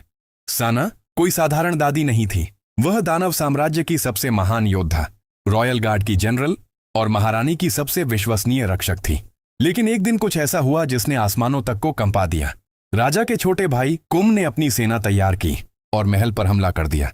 उसी दिन से अंधकार का युग शुरू हुआ। कई वीर राजा की रक्षा करते हुए धूल बनकर मिट गए। अंत में राजा और रानी दोनों मारे गए। कुम ने अपने भाई के हजारों समर्थकों को बिना दया के बलि चढ़ा दिया, सिर्फ सिंहासन पाने के लिए। बचे सिर्फ कुछ लोग, पुराने राजा के वफादार, जो जान बचाकर मानव दुनिया में भाग आए और यहाँ छिपकर रहने लगे। सदियों से कुछ दानव इंसानों के बीच चुपचाप जीवन जी रहे हैं। दुकानदार धीमे से आगे बताता है, इन्हीं दिनों में साना मुझे मिली थी, लेकिन फिर कुम ने लड़ाके भेजे हम सबको खत्म करने के लिए। मैंने सोचा तुम भी उन्हीं में से एक हो, इसलिए मैं भागा। रोनिन पूछता है, इसलिए आपने सोचा कि मैं उनका दूत हूँ? वह सिर हिलाता है, हाँ। फिर वह असली डर बताता है, मैं भी एक भगोड़ा दानव हूँ और मुझे पता था वे लोग कुछ ढूंढ रहे हैं, कुछ जो साना के पास था। जब साना आना बंद हो गई, वह बेचैन हो गया था। उसे नहीं पता था कि क्या हुआ। फिर वह रोनिन की आंखों में देखते हुए पूछता है, क्या उनके साथ कुछ हुआ? रोनिन की आवाज भर्राने लगती है और वह बताता है कि उसकी प्रिय दादी अब इस दुनिया में नहीं रही। दुकानदार का चेहरा सख्त हो जाता है। वे लोग रुकेंगे नहीं, वो फिर आएंगे, हमारे लिए और खासकर तुम्हारे लिए। इन शब्दों ने रोनिन के भीतर आग भड़का दी। गुस्सा, दर्द और डर का मिश्रण। आखिरकार ये सब उसी की वजह से हो रहा था। रात के अंधेरे में एक ऊंची बिल्डिंग की छत पर खड़ा रोनिन खुद से सवाल करता है, मैं हूँ क्या, इंसान या दानव? लेकिन अगले ही पल वह खुद ही जवाब देता है, अब इससे फर्क नहीं पड़ता, क्योंकि उसके लिए सबसे कीमती चीज, उसकी दादी, उसे उससे छीन ली गई थी। अब वह छिपेगा नहीं, न भागेगा, न डरेगा। वे सब अपनी जान देकर इसकी कीमत चुकाएंगे। बस यही अब उसके लिए मायने रखता है। दूसरी ओर डीमन वर्ल्ड, अबिस का काला तूफान चमक रहा है। कुछ दानव खबर लाते हैं, कोई भी योद्धा जीवित वापस नहीं आया, इसीलिए इसे मृत्यु का मार्ग कहते हैं। दो दानव हंसते हुए मनुष्यों का उपहास करते हैं। मानव बहुत घमंडी हैं, सोचते हैं कि रास्ता बंद है तो वे सुरक्षित हैं। पासेस खुलते ही हम उनकी दुनिया पर कब्जा कर लेंगे। तभी काले बालों वाला, लाल आंखों वाला लड़का बोलता है, सना ने वह की जरूर पूर्व राजा के मृत पुत्र के लिए छोड़ी होगी। वर्तमान डीमन किंग खड़ा होता है, यह बच्चा हमारे साम्राज्य का मौका है। वह आदेश देता है, केओस को मुक्त करो और सेना को भेजो उस बच्चे को खोजने। दृश्य कट, रोनिन का घर। रोनिन अपनी दादी की पुरानी वस्तुओं, यादों और यादगार सामान में खोज करता है। एक तस्वीर उसकी नजर पकड़ लेती है, उसकी और दादी की मुस्कुराती हुई तस्वीर। रोनिन तस्वीर को हाथ में लेकर बुदबुदाता है, चाहे तुम कहीं से भी आई हो, चाहे तुम कितनी भी पुरानी हो, मेरे लिए तुम हमेशा खास रहोगी। वह फोटो को अपनी जैकेट में सुरक्षित रखता है। मेरी दादी हमेशा मेरी दादी ही रहेंगी। अगली सुबह स्कूल। गंजे बुली के साथ हुए टकराव के बाद अफवाहें फैल चुकी हैं कि रोनिन ने उस बदनाम इंसान को हरा दिया। जो लोग उसे नजरअंदाज करते थे अब अचानक उससे दोस्ताना बन रहे हैं। रोनिन स्तब्ध है, ये सब क्या हो रहा है? तभी उसका पुराना परिचित लड़का कहता है, क्योंकि अब चीजें बदल गई हैं। पहले कोई भी हिम्मत नहीं करता था उस गंजे संगचून के सामने आने की। सब उससे बचते थे ताकि खुद उसकी अगली टारगेट न बन जाए। लेकिन अब वो कभी दोबारा उन्हें दिखाई नहीं देगा। उसी समय वो लड़की, जिसे बाकी सब बहुत खूबसूरत समझते हैं, रोनिन के पास आती है और कहती है, स्कूल के बाद मुझसे मिलना। रोनिन चौंक कर पूछता है, क्यों? लेकिन उसका दोस्त उसे कोहनी मारकर बोलवाता है, हाँ वो जरूर आएगा, और फिर खुशी से उसे बधाई देता है। कुछ पल के लिए लगता है रोनिन एक साधारण छात्र बन रहा है, एक सामान्य जीवन, शायद उसे एक गर्लफ्रेंड भी मिल जाए। लेकिन दूसरी ओर अंधेरे में वही गुस्सैल गंजा बुली संगचून दूसरे छात्रों पर अपनी झुंझलाहट निकाल रहा है। उसे गुस्सा है कि सब उसके बारे में बातें कर रहे हैं। किसकी हिम्मत हुई ये फैलाने की कि मैं किसी से हार गया? टूटी टांग वाला लड़का हिचकिचाते हुए पूछता है, क्या हम रोनिन के साथ भी वही करने वाले हैं? संगचुन की आंखों में काला साया उतर आता है। क्यों, तुम्हें उससे कोई दिक्कत है? उसके दोस्त डरते हुए जवाब देते हैं, न नहीं। तभी वह दुष्ट मुस्कान के साथ कहता है, जो कुत्ता लोगों को काटता है उसे खत्म करना पड़ता है। उनकी नई योजना रोनिन के एकमात्र दोस्त को पकड़कर झूठा संदेश देना कि वे माफी मांगना चाहते हैं, लेकिन दोस्त इनकार कर देता है। तभी चटाक उसे जोरदार थप्पड़ मारा जाता है। गंजा लड़का गुस्से में गुर्राता है, इतना यकीन है? सोच समझकर बोल। फिर वह उसके पेट में कई मुक्के मारता है, उसे डराने, झुकाने और आज्ञा मानने पर मजबूर करने के लिए। अंत में जब उसका हाथ आखिरी वार के लिए उठता है, कुछ ऐसा होता है जिसकी किसी ने उम्मीद नहीं की थी। वो लड़का जो हमेशा पिट जाता था, जो हमेशा डरता था, इस बार वापस वार करता है, सीधे संगचुन के चेहरे की ओर मुट्ठी चलाकर। शायद वह और अपमान सहना नहीं चाहता था। क्लास में बैठा रोनिन अभी भी डेमन वर्ल्ड की घटनाओं के बारे में सोच ही रहा था कि उसे एहसास हुआ उसका दोस्त जो बाथरूम गया था काफी देर से वापस नहीं आया। ऊपर से वो गुंडे भी क्लास में नहीं थे। शक होने पर वह बाहर निकलता है, लेकिन तभी उसका दोस्त लौट आता है। चेहरे से साफ था कि कुछ तो हुआ है। फिर भी वह कुछ बताना नहीं चाहता, बस इतना कहता है कि वह क्लास बंक कर रहा था। रोनिन के पूछने पर भी वह सच्चाई छिपाता है, क्योंकि वह जानता है कि ये लोग रोनिन को फंसाने के लिए बुला रहे हैं। लेकिन आखिरकार लगातार जिद करने पर वह बताता है कि उसकी उन गुंडों से लड़ाई हो गई थी, लेकिन वो इसे हल्का दिखाने की कोशिश करता है। कहता है कि वे इतने भी मजबूत नहीं हैं, क्योंकि उसने उस गंजे बदमाश को एक मुक्का मार दिया। रोनिन यह सुनकर अपने दोस्त की बातों के उलट फैसला लेता है। वह खुद उन गुंडों से मिलने जाएगा। दोस्त ने भले ही चेतावनी दी हो, पर रोनिन का मकसद कुछ और है। वह चाहता है कि ये लोग अब किसी और मासूम को हाथ न लगाएं। दोस्त उसे रोकना चाहता है, लेकिन अंत में मान जाता है। वह कहता है कि रोनिन सच में बदल गया है। रोनिन की वजह से उसे भी समझ आया कि अगर वह खुद जवाब नहीं देगा तो हमेशा लोगों की पंचिंग बैग बना रहेगा। इसलिए वह भी अब मजबूत बनना चाहता है। मुस्कुराते हुए वह ये बातें कहता है, लेकिन रोनिन समझ सकता है ऐसे हालात से गुजरकर कोई खुश नहीं हो सकता। यह डरावना होता है। उधर क्लास की वही खूबसूरत लड़की लूना, जिसने रोनिन को बाद में मिलने के लिए बुलाया था, रोनिन उसे कह देता है कि अभी उससे भी ज्यादा जरूरी काम है, और वह सीधे अपने दुश्मनों की ओर बढ़ जाता है। लड़की उसके चेहरे से सब समझ लेती है। इसी बीच स्कूल के बाहर कुछ अजीब होने लगता है। काले हुड पहने रहस्यमयी लोग अचानक गेट के सामने दिखाई देते हैं। छात्र हैरान थे कि ये लोग कौन हैं और स्कूल में क्या करने आए हैं। उधर गुंडे रोनिन को स्कूल के एक सुनसान टूटे फूटे शेड में ले जाते हैं। वे उसे उकसाते हैं कि अगर वह कायर नहीं है तो बिना डरे अंदर आए। रोनिन बात करना चाहता था, लेकिन जैसे ही वह अंदर कदम रखता है, पीछे से उस पर हमला किया जाता है। दूसरी तरफ वे हुड पहनकर आए लोग स्कूल में कुछ खोज रहे थे। वे आसपास सूंघते हुए किसी निशान का पीछा कर रहे थे। छात्रों को जरा भी अंदाजा नहीं था कि वे कितने बड़े खतरे में फंस चुके हैं।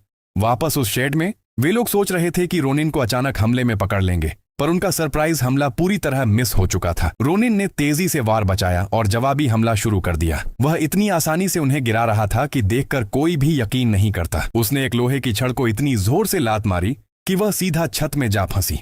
रोनिन ने सभी गुंडों को एक एक मुक्के में बेहोश कर दिया। डर के बावजूद वे हमला करते रहे, लेकिन हर कोई गिर चुका था। अब वह गंजा लड़का कांप रहा था, समझ नहीं पा रहा था कि ये वही नाकाम रोनिन है जो सबको फिर से एक घूंसे में उड़ा रहा है।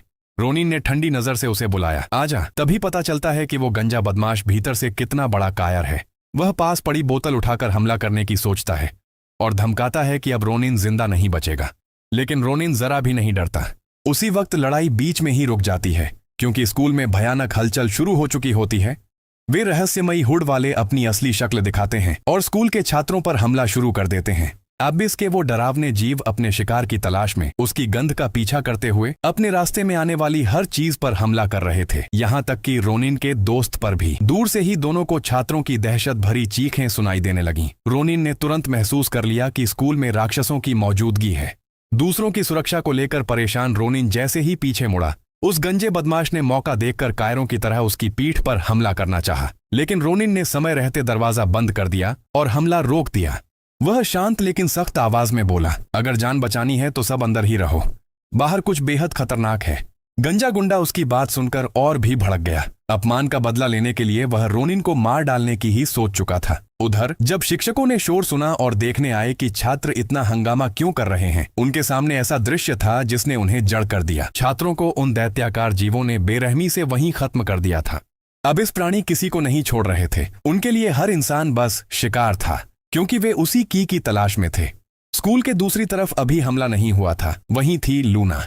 जैसे ही उसने सुना कि स्कूल का एक हिस्सा राक्षसों द्वारा घेर लिया गया है, वह बिना एक पल गंवाए उस दिशा में दौड़ पड़ी जहां बाकी छात्र जान बचाने के लिए भाग रहे थे। लूना सीधे राक्षसों की तरफ भाग रही थी। पहले डेमन का सामना करते ही वह बिजली सी तेजी से उसके वार से बची। अपनी टांग पर बंधे हथियार को निकालकर उसने एक धारदार वार में उस राक्षस को चीर दिया। फिर उसके ऊपर छलांग लगाकर उसने उसके गले में लगा धागा खींचा और वह राक्षस वहीं ढेर हो गया। लेकिन यह तो बस शुरुआत थी। एक और विकृत राक्षस छात्रों की गर्दन को सूंघते हुए आगे बढ़ रहा था। उस हालत को देखकर उसके दोस्त डर गए और उसे वहीं छोड़कर भाग गए। एक और मासूम छात्र आज बेवजह मरने वाला था, लेकिन तभी रोनिन की एंट्री। उसने जोर से फायर अलार्म बजा दिया। अलार्म की आवाज सुनते ही सभी राक्षसों को असली शिकार का पता चल गया और वो सीधे उसी की तरफ टूट पड़े। रोनिन की बस एक ही मंशा थी, दूसरे छात्रों को बचाते हुए इन दानवों को खुद से दूर ले जाना। लेकिन रास्ते में वही गंजा गुंडा बदला लेने के लिए अचानक घात लगाकर खड़ा था। इससे पहले वह कुछ समझ पाता, एक राक्षस ने उसे पकड़ लिया और हवा में उठा दिया। उसने रोनिन को धमकी दी, भागता रह वरना ये मर जाएगा। अगर कोई और होता तो सोचता ऐसे कचरे को मरने दो, लेकिन रोनिन, उसका निर्णय अलग था। गुंडा चीख रहा था, मत देख, मेरी मदद करो प्लीज। रोनिन बस एक लाइन बोलता है, मैं तुझे क्यों बचाऊं। ये सुनते ही गुंडे के चेहरे पर मौत का डर उतर गया। वह रोने लगा, चीख कर बोला कि उसने गलती की, वो पछता रहा है, उसे बचा लो। उसे लगा रोनिन डर कर भाग गया है, लेकिन उसी पल धड़ाम, रोनिन पीछे से आकर राक्षस पर जोरदार हमला करता है और गुंडे को छुड़ा देता है। फिर बिना रुके एक के बाद एक इतनी तेज और भारी मुक्के बरसाता है कि दीवार तक टूट जाती है। गुंडे ने अपनी आंखों से वो ताकत देखी और यकीन ही नहीं हुआ कि जिस लड़के से वह बदला लेना चाहता था वह इतना खतरनाक ताकतवर हो सकता है। लड़ाई खत्म होने के बाद गुंडा कांप रहा था, उसकी आवाज लड़खड़ा रही थी, क्या रोनिन इंसान है? शायद रोनिन खुद भी इस सवाल का जवाब नहीं जानता था, लेकिन कहने ही वाला था कि एक और राक्षस दीवार से टकराकर गिरता है। उस लड़की की फाइटिंग स्किल्स तो मानो किसी प्रो हंटर जैसी थीं। एक के बाद एक राक्षसों को काटती, गिराती, धमाके के साथ खत्म करती जा रही थी। रोनिन दंग था, आखिर इतनी ताकत आती कहां से है? लेकिन तभी लड़की उनकी तरफ मुड़कर देखती है, अब भी यहीं खड़े हो? इतने बेकार क्यों हो तुम लोग? अगले ही पल वह सीधा छलांग लगाकर गुंडे के चेहरे पर पैर रखती है और वो वहीं बेहोश होकर गिर जाता है। लड़की रोनिन को देखती है और कहती है, अंदर वालों को मैं संभाल लूंगी, तुम अभी के अभी बाहर निकलो, तभी ये सब तुम्हारे पीछे आएंगे। रोनिन कुछ समझ नहीं पाता, मेरे पीछे क्यों? वह चिढ़कर बोलती है, तुम इतने बेवकूफ हो, राक्षस तुम्हें ही ढूंढ रहे हैं। रोनिन के दिमाग में 100 सवाल दौड़ रहे थे, पर समय नहीं था। तभी दर्जनों राक्षस गलियारे में प्रकट होते हैं और लड़की चिल्लाती है, भागो सीधे जिम की तरफ। रोनिन बिना समय गंवाए खिड़की से कूदता है और जिम की तरफ दौड़ पड़ता है। वहां पहुंचकर वो पीछे मुड़कर देखता है, कोई पीछे क्यों नहीं आ रहा? अगले ही सेकंड राक्षस पूरे झुंड में खिड़की से बाहर कूदते हैं। इतने सारे एक साथ हमला करते हैं कि रोनिन मुश्किल से खुद को बचा पाता है। एक राक्षस की घिनौनी लार उसके चेहरे तक टपकने वाली थी कि एक वायर हवा को चीरते हुए निकलती है। वह सभी राक्षसों को पकड़कर दीवार पर पटक देती है, सीधे ऑन स्पॉट खत्म। रोनिन हांफते हुए पूछता है, तुम हो कौन और इतने खतरनाक दानवों से अकेले कैसे लड़ लेती हो? लूना बस इतना कहती है। ये सवाल बाद में। स्थिति अब पूरी तरह खतरनाक हो गई थी। राक्षसों ने जगह जगह से हमला करना शुरू कर दिया था, दर्जनों दर्जनों राक्षस एक साथ। रोनिन और लूना पूरी तरह से फंस चुके थे, नंबर में भी ताकत में भी वे असमर्थ थे। लेकिन तभी राक्षस आपस में मिलकर एक विशाल आंखों से भरे अजीबोगरीब प्राणी में बदल गए। ये विचित्र ट्रांसफॉर्मेशन रोनिन और लूना को कुछ सेकंड के लिए छिपने का मौका देता है। रोनिन सोचता है, इतने बड़े राक्षस से कैसे निपटा जा सकता है? तभी लूना कहती है, मेरे पास एक आइडिया है। लेकिन तभी विशाल राक्षस महसूस करता है कि लड़की उसे चुनौती दे रही है, चिल्ला रही है कि वह कितना भद्दा और शोरगुल करने वाला है। विशाल हाथ उठता है और उसके इरादे जानलेवा हैं। बस एक हाथ में खूबसूरत लड़की को दबा देना चाहता है, लेकिन लूना फुर्ती से बच जाती है और धमाका, एक विशाल पर्दा राक्षस पर गिर जाता है, उसे अंधा कर देता है। ऊंची नजर से वह कहती है, अब तेरी बारी है। रोनिन जो छत पर झूल रहा था तुरंत ही छत के लोहे के स्ट्रक्चर को तोड़ता है और उस विशाल पर्दे को हथियार बनाकर राक्षस पर गिराता है। इसी बीच स्कूल के अंदर सभी छात्र तबाह हो चुके थे। एक अलग राक्षस काले ओनरा के साथ एक छात्र को अपने हाथ में उठाए चलता है। जिम की खिड़की से देखते हुए उसे कुछ अजीब नजर आता है, शायद वही वह चीज है जिसकी उसे तलाश थी। स्पोर्ट्स कोर्ट पर विशाल राक्षस हार चुका था, उसे जमीन में विशाल धातु से चुभा दिया गया था। लूना और रोनिन सुनिश्चित करते हैं कि राक्षस पूरी तरह से नष्ट हो गया है। रोनिन मन में सवाल करता है, क्या मेरी दादी भी इस राक्षस की तरह राख हो गई? लूना शांत होकर कहती है, बेहतर है कि वे सुरक्षित जगह पहुंच जाएं। लेकिन जाने से पहले रोनिन ने एक चीख सुनी। यह उसकी एकमात्र दोस्त की आवाज थी। जिम के दरवाजे पर उसका दोस्त खून से लथपथ पड़ा था। रोनिन दौड़ता है उसके पास, तुम ठीक हो? क्यों खून बह रहा है? लूना नीचे देखती है और कहती है, यह छाया सामान्य नहीं है, कुछ गहरा खतरनाक है। रोनिन सवाल करता है, इतना महत्वपूर्ण क्यों? लेकिन तभी उसके दोस्त ने दर्द में चीख मारी। रोनिन लूना की चेतावनी को अनसुना कर देता है और दोस्त की मदद करता है। और जैसे लूना ने कहा था, बैकग्राउंड में कुछ गहरा और डरावना उत्पन्न हुआ। एक विशाल छाया उनके पीछे लूमिंग कर रही थी। राक्षस हमला करने के लिए तैयार था। उसकी विशाल हथेली दोनों लड़कों के बीच से होकर घुसती है। लूना चीखती है, लेकिन दुर्भाग्य से दोनों गिर जाते हैं। चश्मा वाला लड़का और रोनिन मौत के कगार पर। यह वही डर है जो उसने अपनी दादी खोने के दिन महसूस किया था। क्या उसे फिर से वही दर्द सहना होगा? किसी प्रिय को खोना। यादों की बाट उसके दिमाग में आती है। लूना की चीखें उसके कानों में गूंजती हैं। वह अपनी दादी के साथ बिताए खुशहाल पलों को याद करता है। उसकी जन्मदिन की खुशी, वह हर पल जिसने उसके दिल को गरमाया। उसने तो जन्मदिन पर यही कामना की थी, हमेशा खुशहाल जीवन जीना अपनी दादी के साथ। लेकिन अब उसकी खुशियां डरावनी यादों में बदल चुकी हैं। दादी अब इस दुनिया में नहीं है। उसकी खुशी उसके हाथ से चली गई। वह उनकी बाह को एक आखिरी बार छूना चाहता है, लेकिन वह राख में बदल जाती है। इस पल यादों और गुस्से की शक्ति उसके भीतर जाग उठती है, एक छुपा हुआ ताकत जिसे वह पहले कभी इस्तेमाल नहीं कर पाया। नीली लौ उसके पूरे शरीर से फैलती है। राक्षस डर जाता है और लूना भी डर से कांप उठती है। लूना और वह राक्षस दोनों हैरान थे। रोनिन अब पहले वाला रोनिन नहीं रहा। उसके एक कदम से ही पूरी हवा जम गई। माहौल बर्फ की तरह सख्त हो गया। उसकी ठंडी सांस इतनी भयानक थी कि सबसे खतरनाक राक्षसों की आत्माएं तक जम सकती थीं। रोनिन ने सामने खड़े दानव को पल भर में जमा दिया और फिर उसे टुकड़ों में तोड़कर खत्म कर दिया। इसके तुरंत बाद उसकी आंखें उलट जाती हैं और वह बेहोश होकर गिर पड़ता है। काफी देर बाद रोनिन किसी अनजान जगह में जागता है।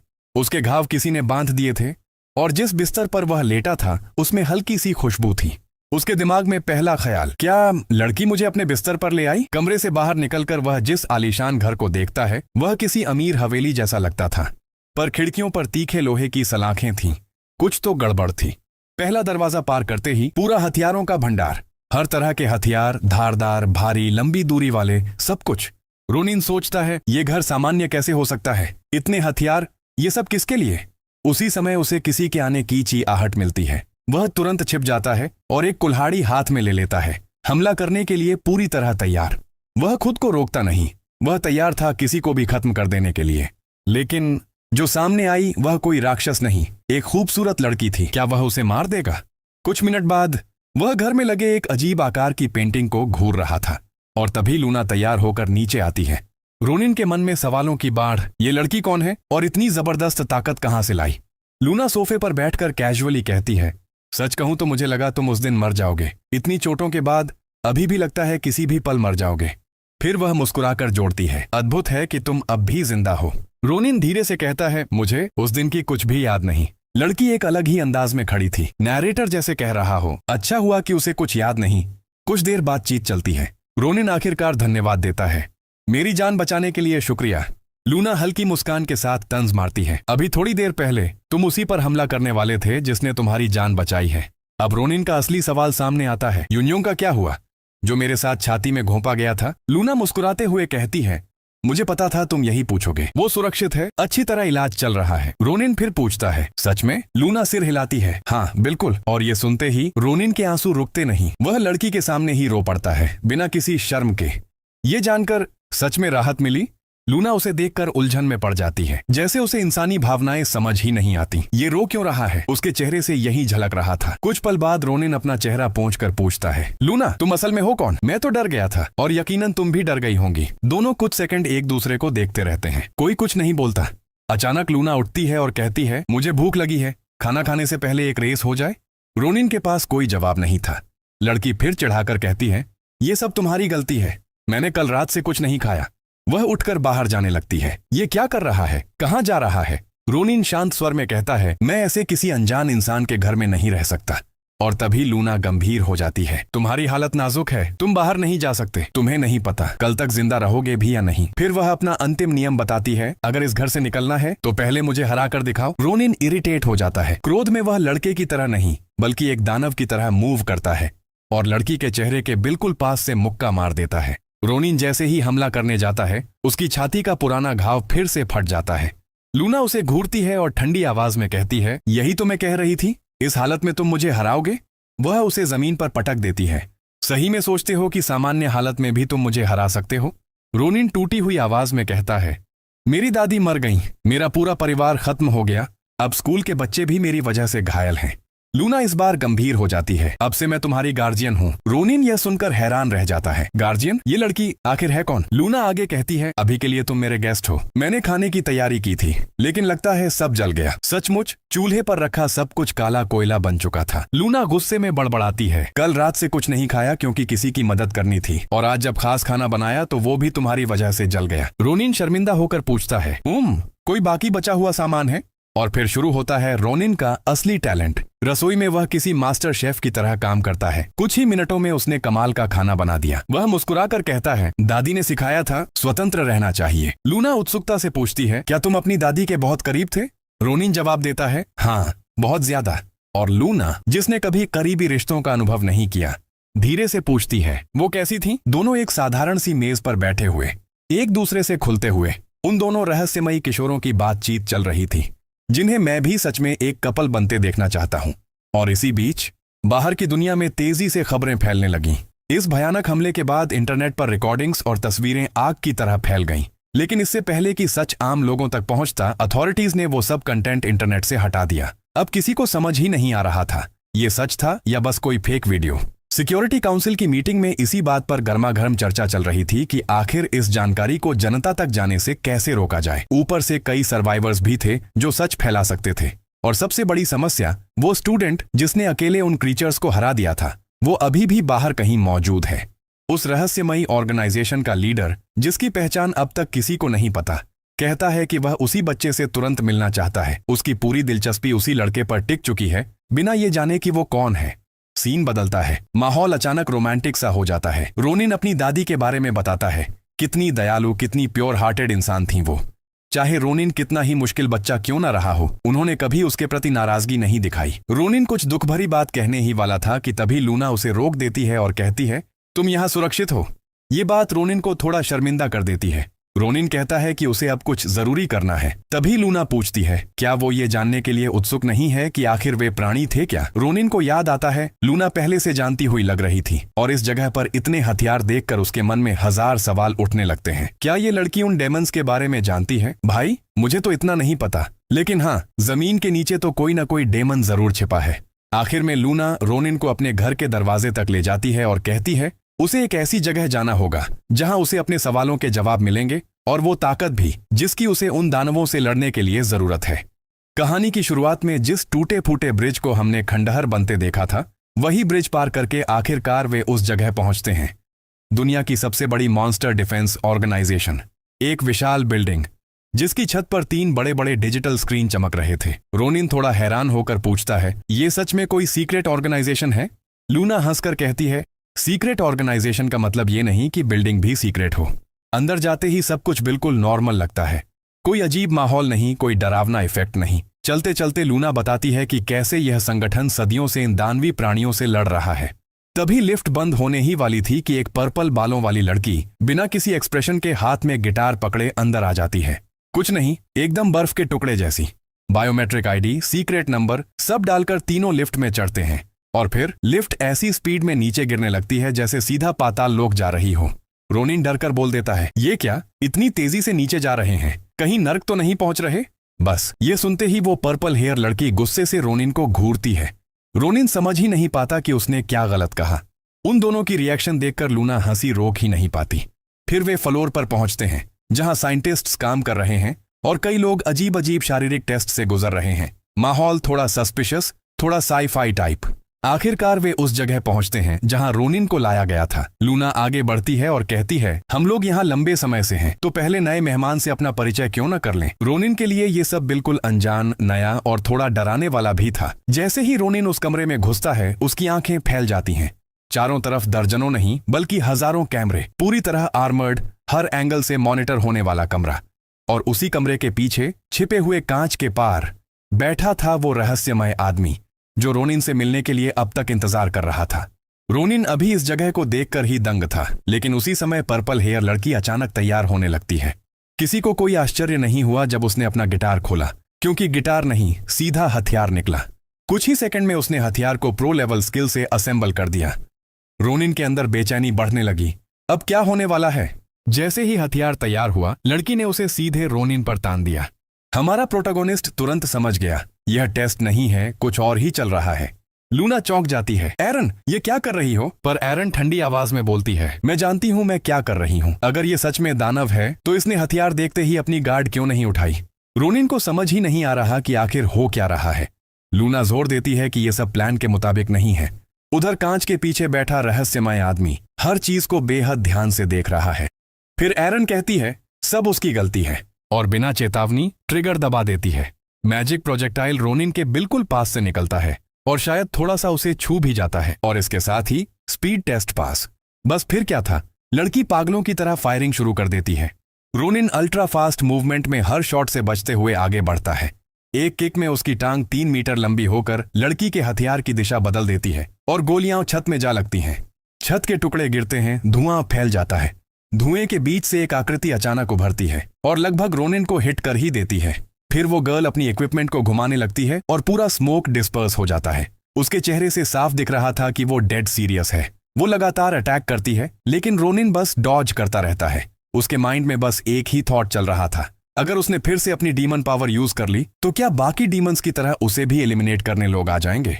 वहीं दूसरी तरफ उस जगह का लीडर पूरा फाइट ध्यान से देख रहा होता है। वो कहता है अमेजिंग, उसका डिफेंस ट्रूली रिमार्केबल है। लेकिन उसे समझ नहीं आता कि इतना हॉस्टाइल एनिमी होने के बावजूद रोनिन अटैक क्यों नहीं कर रहा। बैटलफील्ड में वो फाइट बैक ही नहीं करता क्योंकि वो ज्यादा ओवरथिंक कर रहा था। रोनिन का फोकस अटैक से हट जाता है और डिफेंस भी वीक पड़ने लगता है। तभी लड़की का एक सरप्राइज अटैक ऑलमोस्ट उसे हिट करने ही वाला होता है।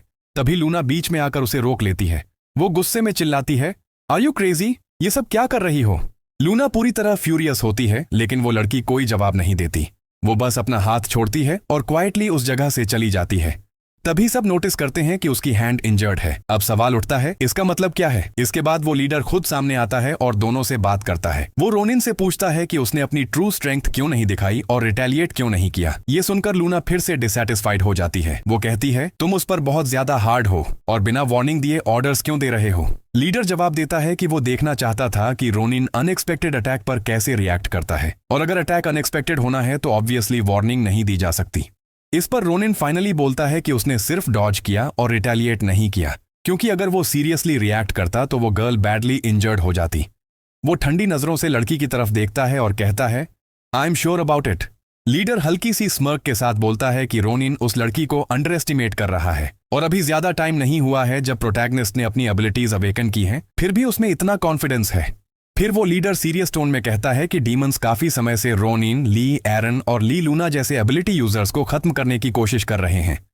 तो वो रोनिन से सवाल करता है, क्या तुम ऐसे ही बैठकर वेट करो कि वो लोग हमला करें और तुम रिएक्ट भी ना करो? ये साफ तौर पर हमारे प्रोटैगनिस्ट के लिए एक डिमांड थी, अपनी पावर दिखाने की। लूना फिर से इंटरप्ट करने वाली होती है लेकिन लीडर उसे रोक देता है। वो एक्सप्लेन करता है कि वो रोनिन को स्ट्रांग बनने और डीमन से सर्वाइव करने के लिए हर तरह का सपोर्ट देगा, लेकिन उसके लिए रोनिन को उसकी आंखों के सामने अपनी वर्थ प्रूव करनी होगी। इसी बीच पैनल में एक वुमन अपीयर होती है और कहती है कि उसे कैप्टन से उस मैटर पर बात करनी है जिस पर वो पहले से काम कर रहे थे। लीडर बोलता है कि वो ये कॉन्वर्सेशन बाद में कंटिन्यू करेंगे। That's all for today. जाने से पहले रोनिन एक सवाल पूछता है, क्या सारे मॉन्स्टर्स को मरना ही होगा? ये सवाल लीडर को थोड़ी देर के लिए सोच में डाल देता है लेकिन उसके लिए इसमें कोई डाउट नहीं है। डीमंस के साथ कोऑपरेट करना नॉट एन ऑप्शन है। लीडर के जाने के बाद रोनिन लूना के साथ होता है और नोटिस करता है कि लूना अब और भी सैड लग रही है। चलते चलते उनकी मुलाकात ली एरन M1 का एक कॉम्बैट एजेंट से होती है। तभी रोनिन लूना की तुलना उस लड़की से करता है और कहता है, you both are the same. हमारी lovely blonde with pink eyes बोलती है। नो, वो लड़की इनोसेंट और हार्मलेस लगती है। लेकिन रोनिन उसे याद दिलाता है कि कुछ ही सेकंड्स बाद वही लड़की एक्सिस और चेन्स से उस पर अटैक कर रही थी। लूना तुरंत बोलती है, मैं उसकी जैसी नहीं हूं। रोनिन को डाउट होता है कि क्या सच में वो दोनों उस मामले में अलग हैं। उसे याद आता है कि लूना के घर में dozens and dozens of weapons पड़े हुए थे। इस पॉइंट को हमारी लवली ब्लॉन्ड भी डिनाई नहीं कर पाती, तो वो टॉपिक इग्नोर कर देती है और बोलती है, वो लड़की स्कैरी है, बस वही, ओनली हर। अब टोन थोड़ा सीरियस हो जाता है। लूना कहती है कि वो कभी भी ऐसा ऑर्डर एक्सेप्ट नहीं करती।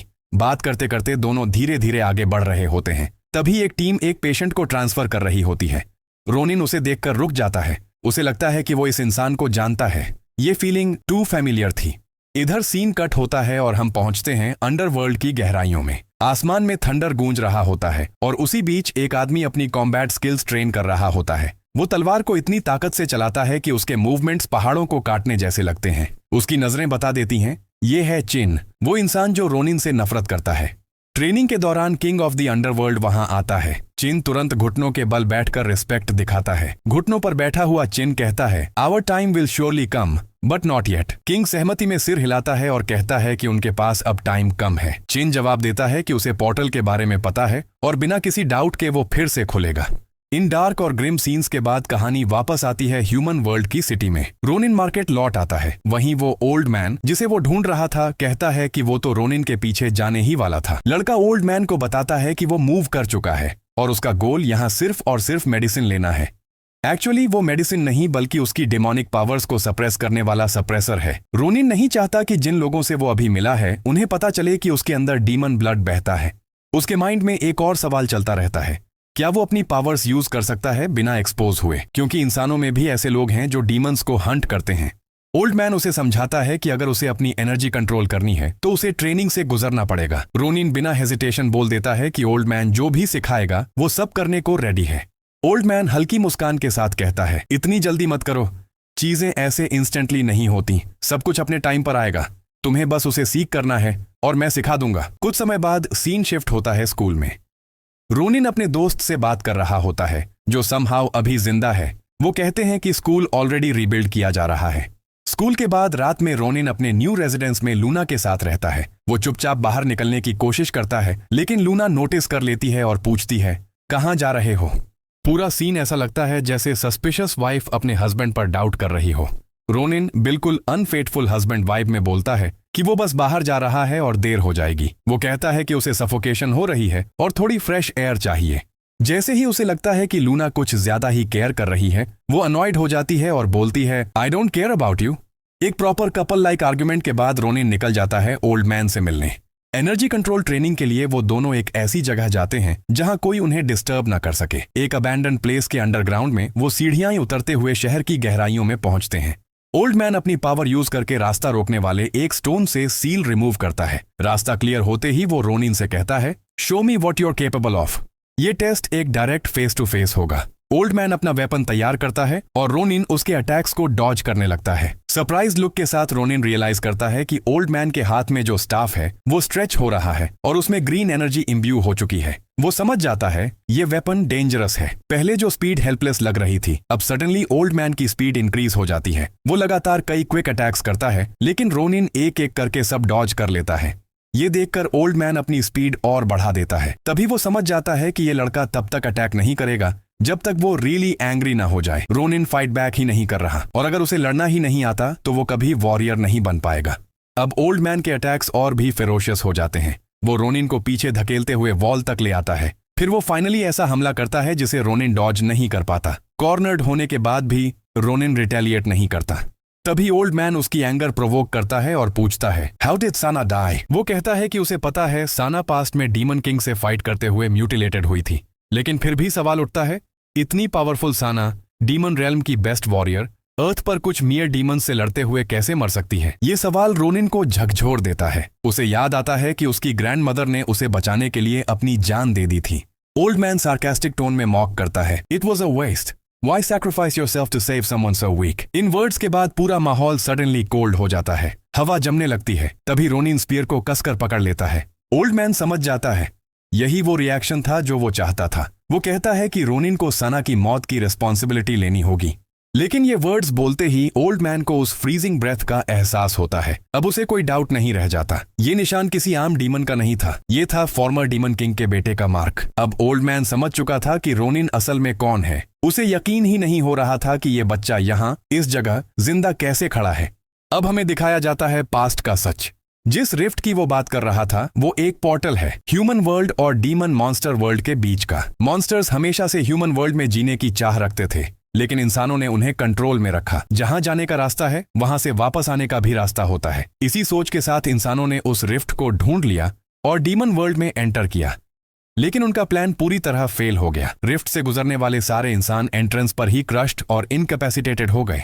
उस डिजास्टर में सिर्फ एक सर्वाइवर बची, एक मॉर्टल वुमन जो समहाउ डीमन वर्ल्ड तक पहुंच गई। वहीं उसकी मुलाकात होती है किंग खान से, एक ऐसा किंग जो सिर्फ ट्रैंक्विलिटी चाहता था। किंग खान ने उस मॉर्टल वुमन की मदद की और फिर कुछ ऐसा हुआ जो ह्यूमन हिस्ट्री में कभी ना देखा गया, ना सोचा गया। The king and the मॉर्टल woman fail in love, और इस फॉरबिडन लव से जन्म हुआ एक ऐसी लाइफ फॉर्म का जो दोनों वर्ल्ड से जुड़ी थी, हाफ मॉन्स्टर हाफ ह्यूमन। और इस पूरी कहानी की जड़ एक लड़का। तो फिर सवाल उठता है, सना इस जगह किसे लाई थी? उत्तर साफ था, the Prince of the demon world. ये रियलाइजेशन होते ही ओल्ड मैन के माइंड में पैनिक फैल जाता है। उधर सरफेस पर उस खाली जगह पर हैवी रेन गिरने लगती है और नीचे अंडरग्राउंड में वही आदमी रोनिन को उसकी इन्फिनिट डेमोनिक एनर्जी कंट्रोल करने में मदद कर रहा होता है। ओल्ड मैन के मुताबिक ये एनर्जी किसी भी पल एक्सप्लोड कर सकती थी। ये मलिशियस थी, विकेड थी। ट्रेनिंग सेशन खत्म होने के बाद वो रोनिन से कहता है कि उसे ये एनर्जी हमेशा अपने बॉडी के अंदर सील करके रखना होगा। इसके बाद ओल्ड मैन अपनी ही एनर्जी यूज करके रोनिन की ईविल एनर्जी एक्सट्रैक्ट करता है और उसे छोटे छोटे वायल्स में स्टोर कर लेता है। प्रोसेस खत्म होते ही हमारा प्रोटैगनिस्ट जमीन पर गिर पड़ता है, कंप्लीटली एग्जॉस्टेड। अब ओल्ड मैन कहता है कि रोनिन अपनी डिमोनिक स्ट्रेंथ यूज कर सकता है, वो भी अपना मार्क हाइड करते हुए, लेकिन एक कंडीशन है, उसे पहले इस पावर को ट्रूली अपना बनाना होगा। अगर उसने ऐसा नहीं किया तो यही ताकत उसे कंज्यूम कर लेगी। इसके बाद दोनों वापस ट्रेनिंग फील्ड में लौटते हैं। रोनिन को अब अपनी पावर यूज करनी होगी ताकि वो उसे कंट्रोल करना सीख सके। जैसे ही वो पहला वायल खोलता है, उसकी प्यूरिफाइड एनर्जी बाहर निकलती है और पूरा इलाका थिक स्मोक से भर जाता है। और तभी शुरू होती है उसकी फिजिकल ट्रेनिंग।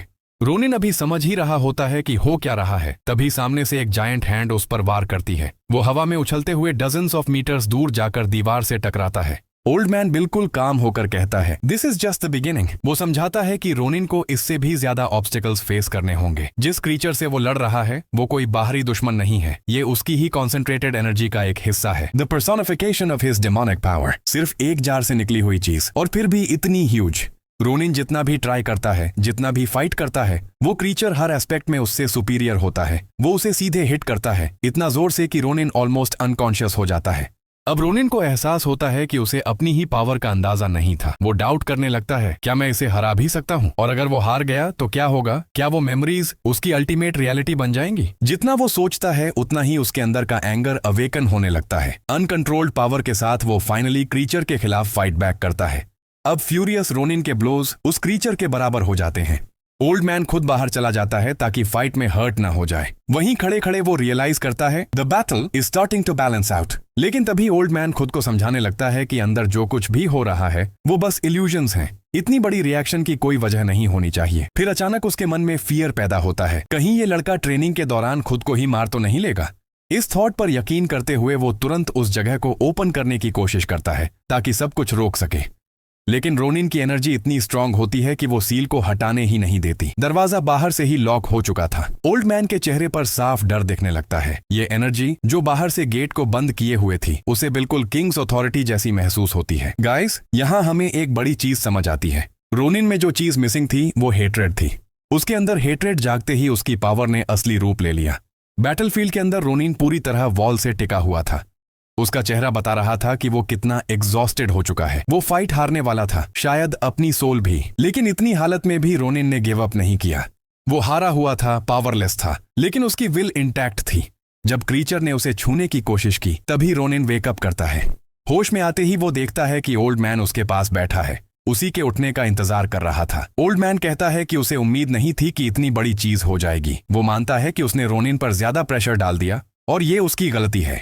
लेकिन ओल्ड मैन के सोच के उलट रोनिन के अंदर कोई रिजेंटमेंट नहीं होता। वो बस एक ही सवाल पूछता है, यहाँ हुआ क्या था? ओल्ड मैन एक्सप्लेन करता है कि रोनिन की पावर फिर से आउट ऑफ कंट्रोल हो गई थी और यही वो चीज है जिसे रोनिन अवॉइड करना सीखना चाहता था, लेकिन वो फिर फेल हो गया। ये सुनकर रोनिन दुखी होता है। उसे लगता है कि वो फिर से हार गया, फिर से कंट्रोल खो बैठा। लेकिन सैडनेस के बीच भी वो सीधा कहता है, आई वॉन्ट गिव अप। चाहे कोशिश करते करते वो मर ही क्यों ना जाए, वो अपनी पावर को मास्टर करके ही रहेगा। बूढ़ा आदमी उसके कान में धीरे से फुसफुसाता है, मरना मत। इसके बाद कहानी वापस डीमन अंडरवर्ल्ड में चली जाती है। आसमान में भयानक लाइटनिंग कड़क रही है। समुद्र उग्र और बेरहम हो चुका है। अपने विशाल कास्टल के अंदर मौजूदा डीमन किंग रिपोर्ट का इंतजार कर रहा था। तभी दानव उसे बताते हैं कि अंडरवर्ल्ड का खाना लगभग खत्म हो चुका है। यह दुनिया अब रहने लायक नहीं रही। अगर दानवों को जिंदा रहना है तो उन्हें ह्यूमन वर्ल्ड जाना होगा, जहां फूड भरपूर है। इसी बीच एक डीमन स्टैग सवाल उठाता है, लोग कब तक शन की बातों पर भरोसा करेंगे? वह दरवाजा कब खुलेगा जो ह्यूमन वर्ल्ड तक जाता है। यह शक सुनते ही राजा का गुस्सा भड़क उठता है। माहौल भारी हो जाता है। डर के मारे उसका सेवक तुरंत माफी मांगता है। जैसे ही वह जाने लगता है, राजा ठंडे लहजे में आदेश देता है, चेन को अकेले बुलाओ। राजा मन ही मन सोचता है कि यह दुनिया ज्यादा दिन टिकने वाली नहीं है। जितनी देर वह इंतजार करेगा, उतना ही उसका किंग पोजीशन खतरे में पड़ जाएगा। दूसरी ओर दानव संदेशवाहक चेन को एक संभावित पोर्टल के सामने ढूंढता है। वह उसे चेतावनी देता है कि किंग कुम उसे ढूंढ रहा है। दानव पूछता है, क्या तुम्हें इससे कोई परेशानी है? चेन शांति से जवाब देता है, नो। हालांकि चेन राजा की सोर्ड है, फिर भी साधारण सेवक उसकी असली मंशा नहीं समझ पाता, और यह बात चेन तुरंत भांप लेता है। वह ठंडी मुस्कान के साथ कहता है, मेरी आईज एंड ईयर्स हर जगह हैं। मैं इस मुकाम तक अपनी पावर और खून बहाकर पहुंचा हूं। फिर आखिरी चेतावनी देता है, जरा संभल कर रहो, वरना अगली लाश तुम्हारी हो सकती है। वहां से निकलते हुए दानव कहता है कि वह इस बात को माइंड में रखेगा। अब कहानी वापस ह्यूमन वर्ल्ड में आती है। हमारे कपल के घर में दोनों खाने के बाद बर्तन धो रहे होते हैं। तभी लूना कहती है कि लड़का पिछले एक हफ्ते से हर रात बाहर जा रहा है, बिल्कुल किसी स्ट्रे कैट की तरह। लूना जानना चाहती है कि वह रोज कहाँ जाता है। रोनिन कहता है कि वह बस थोड़ी वॉक पर जाता है, लेकिन लूना साफ कह देती है कि यह जवाब उसे कन्विंस नहीं करता। हालांकि लड़की परेशान है, फिर भी रोनिन अपने असली इरादे नहीं बताता। लूना शांत आवाज में कहती है कि वह समझती है कि उसके लिए सब कुछ आसान नहीं है, लेकिन एक रिलेशनशिप में सीक्रेट्स नहीं होने चाहिए। ये शब्द रोनिन को सोचने पर मजबूर कर देते हैं। वह खुद से सवाल करता है, हमारा रिश्ता आखिर है क्या? और हाँ, मुझे पता है आप लोग तो यही विश कर रहे थे कि कुछ रोमांटिक हो जाए। उस बातचीत के बाद हमारा प्रोटैगोनिस्ट फिर से ट्रेनिंग के लिए निकल पड़ता है। इस बार गुफा की छत पर कई वेसिस लटके हुए थे। रोनिन कहता है कि वह तैयार है। बूढ़ा आदमी गंभीर नजर से उसे देखता है और एक साथ कई बर्तन गिरा देता है। जैसे ही वे टूटते हैं, पूरी गुफा स्मोक से भर जाती है। वह रोनिन को चेतावनी देता है, ये सब उसकी पावर से किया गया है। रोनिन को अपनी ताकत इस्तेमाल करते वक्त कंट्रोल नहीं खोना है। धुएं के बीच से भयानक क्रीचर्स बनते हैं और उस पर हमला कर देते हैं। रोनिन हर वार को डॉज करता है, पूरी तरह फोकस्ड रहता है। वे बार बार हमला करते हैं, लेकिन हर बार वह या तो बच जाता है या खुद को डिफेंड कर लेता है। रोनिन कहता है कि अब वह उनकी मूवमेंट साफ साफ देख सकता है। अब वह पलटवार करता है। बूढ़ा आदमी हैरान होकर कहता है, सिर्फ एक हफ्ते में उसकी ग्रोथ मॉन्स्ट्रस हो गई है। लेकिन वह चेतावनी भी देता है, भले ही उसकी ताकत किंग से आगे निकलती दिखे, उसे अंडर एस्टिमेट नहीं किया जा सकता, क्योंकि यह उस अस्तित्व की लेगेसी है जिसने कभी डीमन वर्ल्ड की चोटी पर राज किया था। और अब उसकी पावर चारों तरफ मौजूद हर क्रीचर के साथ मैनिफेस्ट होने लगती है। उनमें से हर एक उसकी ताकत के एक हिस्से को दर्शाता है। स्पीड, स्ट्रेंथ, आइस, बैरियर और इटर्नल फ्लेम, ये सभी उसकी पावर की मैनिफेस्टेशंस हैं। रोनिन गहरी सांस लेता है और कहता है, वह सबको डिस्ट्रॉय करने के लिए तैयार है। एक पल की शांति और फिर वह हमला करता है। लेकिन जैसे ही वह क्रीचर्स पर वार करता है, वे हारते नहीं हैं, वे बस एक्सप्लोड हो जाते हैं। यहीं रोनिन को एहसास होता है कि वह अभी नहीं जानता कि इन मैना क्रीचर्स को सही तरीके से कैसे हराया जाए। ये मॉन्स्टर्स बेहद पावरफुल थे और दूर से अटैक कर रहे थे। जो लड़ाई पहले एक तरफा लग रही थी, अब पूरी तरह अनबैलेंस्ड हो चुकी थी। रोनिन लगातार लड़ता है और ऊपर से बूढ़ा आदमी सब कुछ चुपचाप देख रहा होता है। वह मानता है रोनिन अब धीरे धीरे अपनी ही पावर को मास्टर करने लगा है। रोनिन बैटलफील्ड के एलिमेंट्स का इस्तेमाल करते हुए मूव्स की एक सीरीज बनाता है, कभी बचाव कभी काउंटर। इस क्रिएटिविटी से उसका कॉम्बैट एक्सपीरियंस तेजी से बढ़ने लगता है। अब वह सीधे मॉन्स्टर्स पर हमला करने लगता है। आखिरकार रोनिन एक क्रीचर पर पूरी तरह वार करता है और उसका हॉर्न तोड़ देता है। जैसे ही ऐसा होता है, उस मॉन्स्टर की पावर सीधे हमारे प्रोटैगनिस्ट में ट्रांसफर हो जाती है। अब पहले से कहीं ज्यादा पावरफुल। रोनिन एक एरिया अटैक करता है, पूरा बैटलफील्ड बर्फ से ढक जाता है। उसी पल उसे एहसास होता है, ये पावर जरूरत से ज्यादा स्ट्रांग है। सारे क्रीचर्स पूरी तरह फ्रीज हो जाते हैं, यहां तक कि बैटलफील्ड के ऊपर खड़ा बूढ़ा आदमी भी इसकी चपेट में आने वाला था। लेकिन उसके चेहरे पर डर नहीं, बल्कि प्राइड और इंप्रेशन साफ दिखता है। लड़के ने सच में कर दिखाया। और जब हमारा प्रोटैगनिस्ट अपनी पावर्स को मास्टर करने के लिए सीक्रेट ट्रेनिंग कर रहा था, उसी समय लूना भी पीछे नहीं थी। वह एक ऑर्गेनाइजेशन का हिस्सा थी और बाकी मेंबर्स के साथ ट्रेनिंग कर रही थी। उसकी ट्रेनिंग आउटफिट मुझे डिस्ट्रैक्ट कर रही है। Sorry guys. लूना सामने खड़ी उस लड़की को ऑब्जर्व करती है जो साफ तौर पर उसकी राइवल लगती है। वह भी बेहद खूबसूरत है, मानना पड़ेगा। इस ट्रेनिंग का गोल बिल्कुल क्लियर है, इस बिल्डिंग के 10th फ्लोर तक सबसे पहले पहुंचना, वो भी मुश्किल चैलेंजेस को फेस करते हुए। लूना पूरी तरह फोकस्ड थी। जैसे ही रेस शुरू होती है, दोनों लड़कियां लाइटनिंग की तरह आगे बढ़ जाती हैं। वे ऐसी लग रही थीं जैसे निंजास। लूना दीवारों के साथ दौड़ती है, जबकि दूसरी लड़की चढ़ाई करती है। हमारी ब्लॉन्ड गर्ल एक पल के लिए रुकती है और कहती है, वह ज्यादा फास्ट है। लेकिन उसी पल पर्पल हेयर्ड गर्ल अपनी जबरदस्त एक्रोबैटिक्स दिखाती है और लीड ले लेती है। लूना जानती है उसकी राइवल आसानी से डिफीट एक्सेप्ट नहीं करने वाली। जब ये दोनों आपस में भिड़ी हुई थीं, वहीं नॉर्मल लोग बिल्डिंग की शुरुआत तक चढ़ने में ही स्ट्रगल कर रहे थे। तभी एक लड़की जो बिल्कुल लीग ऑफ लेजेंड्स कैरेक्टर जैसी दिखती है, अपने जायंट गॉन्टलेट के साथ रेस में कूद पड़ती है। कैमरास तुरंत वार्न करते हैं ट्रेनिंग में इक्विपमेंट यूज करना प्रोहिबिटेड है, लेकिन उसे कोई फर्क नहीं पड़ता। अब असली मुकाबला हमारी मेन ड्यूओ के बीच था। कौन पहले टॉप फ्लोर तक पहुंचेगा। तभी लियर ताना मारती है। उसे उम्मीद नहीं थी कि लूना इतनी स्लो होगी। इससे उनकी राइवलरी और भी इंटेंस हो जाती है। देखने वाले लोग कहते हैं इनकी दुश्मनी जबरदस्त है और यही इन्हें आगे बढ़ाएगी। इसी बीच M1 का लीडर सामने आता है। उसका नाम है ज्यू। वह अचानक सवाल करता है, वो लड़का कहाँ है जो पहले था। उसी पल एक रिसर्चर पास आता है और कहता है उसे कुछ दिखाना है। यह महिला है M1 की डिफेंस रिसर्च मैनेजर प्रोफेसर सिल्वा। वह अपने लीडर के साथ एक हॉस्पिटल रूम में जाती है। वहाँ एक लड़का भर्ती है। यह वही लड़कों में से एक है जो अटैक स्कूल से आए थे। वह काफी समय से रिकवरी में है और जो चीज हमारे लीडर का ध्यान खींचती है वह है उस लड़के से जुड़ी इन्फॉर्मेशन। प्रोफेसर सिल्वा सावधानी से चेतावनी देती है, इस लड़के के बारे में कुछ अजीब है, क्योंकि जब उसे पाया गया था वह डेड था, लेकिन जब स्कूल के डिब्री को साफ किया जा रहा था तभी उसमें लाइफ साइंस डिटेक्ट हुए। तुरंत उसे बाकी घायलों के साथ यहाँ लाया गया। लीडर यह सुनकर हैरान हो जाता है। वह कंफर्म करने को कहता है, क्या यह लड़का सच में मर चुका था और फिर जिंदा हुआ। महिला सिर हिलाकर हाँ कहती है। फिलहाल उसे ऐसी मेडिकेशन दी जा रही है कि वह किसी भी मोमेंट जाग ना पाए। अगर दवाइयां रोकी जाए तो वह तुरंत वेकअप कर जाएगा। M1 डिपार्टमेंट का हेड फैसला करता है अभी उसे वैसे ही रहने दिया जाए और उस पर कड़ी नजर रखी जाए। सब लोग कमरे से बाहर निकल जाते हैं, लेकिन तभी हम देखते हैं उसकी उंगली हल्के से हिलती है। एक और दिन गुजर जाता है। रात होते ही हमारा प्रोटैगनिस्ट चुपचाप घर से निकल जाता है अपनी सीक्रेट ट्रेनिंग के लिए। लूना नोटिस करती है कि वह हर रात बाहर जाता है। वह सोचती है आखिर वह क्या कर रहा होगा, लेकिन सच्चाई उसकी इमेजिनेशन से भी बाहर है। रात के अंधेरे में रोनिन बेहद इंटेंस ट्रेनिंग से गुजर रहा था। उसका ओल्ड मास्टर कहता है रोनिन की पावर अब इमेजिनेशन की लिमिट से भी आगे जा चुकी है। उसका कंट्रोल लगातार बढ़ रहा है। अब उसे टेस्ट करना जरूरी है। अचानक old master giant fidget spinner से हमला करता है। तभी रोनिन को एहसास होता है अब उसका ओपोनेंट उसकी खुद की एनर्जी नहीं बल्कि उसका मास्टर है। वह हमलों को डॉज करता है, लेकिन ये स्पिनर्स उसका पीछा नहीं छोड़ते। वह जितना भी बचता है ये फिजेट स्पिनर्स कभी रुकते नहीं। आखिरकार रोनिन एक बार फिर डॉज करता है और समझ जाता है अब इन्हें रोकना ही होगा।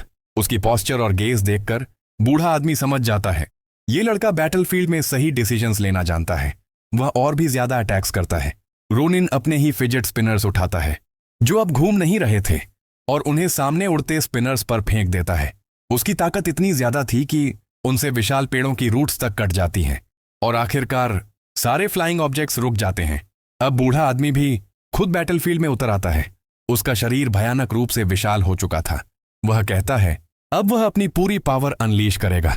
रोनिन को तैयार रहना होगा। उसका बस एक ही टास्क है, उसे नॉकआउट करना। और तभी सच सामने आता है। इस ओल्ड मास्टर की असली पहचान है म्यूसन, दानव जाति का पूर्व मिलिट्री लीडर। वह ह्यूमन वर्ल्ड में भाग आया था और अब एग्जाइल्ड मॉन्स्टर्स की मदद करता है। उसका रूप और भी डरावना हो जाता है। उसका शरीर फैलता है, स्किन बेहद रेजिस्टेंट हो जाती है। रोनिन सीधे उसके चेस्ट पर हमला करता है, लेकिन वार रिकोशे हो जाता है। कोई डैमेज नहीं, हमले का कोई असर नहीं। मूसिन शांत आवाज में कहता है अब उसकी बारी है। वह रोनिन के सीने पर वार करता है। यह हमला उसके शरीर को चीरता हुआ निकलता है और पीछे दीवार पर एक विशाल निशान छोड़ देता है। कुछ सेकंड्स बाद इम्पैक्ट की फोर्स रोनिन को उछाल देती है। यह उसका फेमस अटैक था जिसमें डिले होता है। यह वार उसे ऑलमोस्ट अनकॉन्शियस कर देता है, लेकिन मूसिन यही नहीं रुकता। उसका अगला अटैक और भी ज्यादा पावरफुल था। इस बार रोनिन पूरी ताकत से हमले की डायरेक्शन बदल देता है। तभी मूसिन सच्चाई बताता है रोनिन के अटैक्स उसे चोट पहुंचा ही नहीं सकते।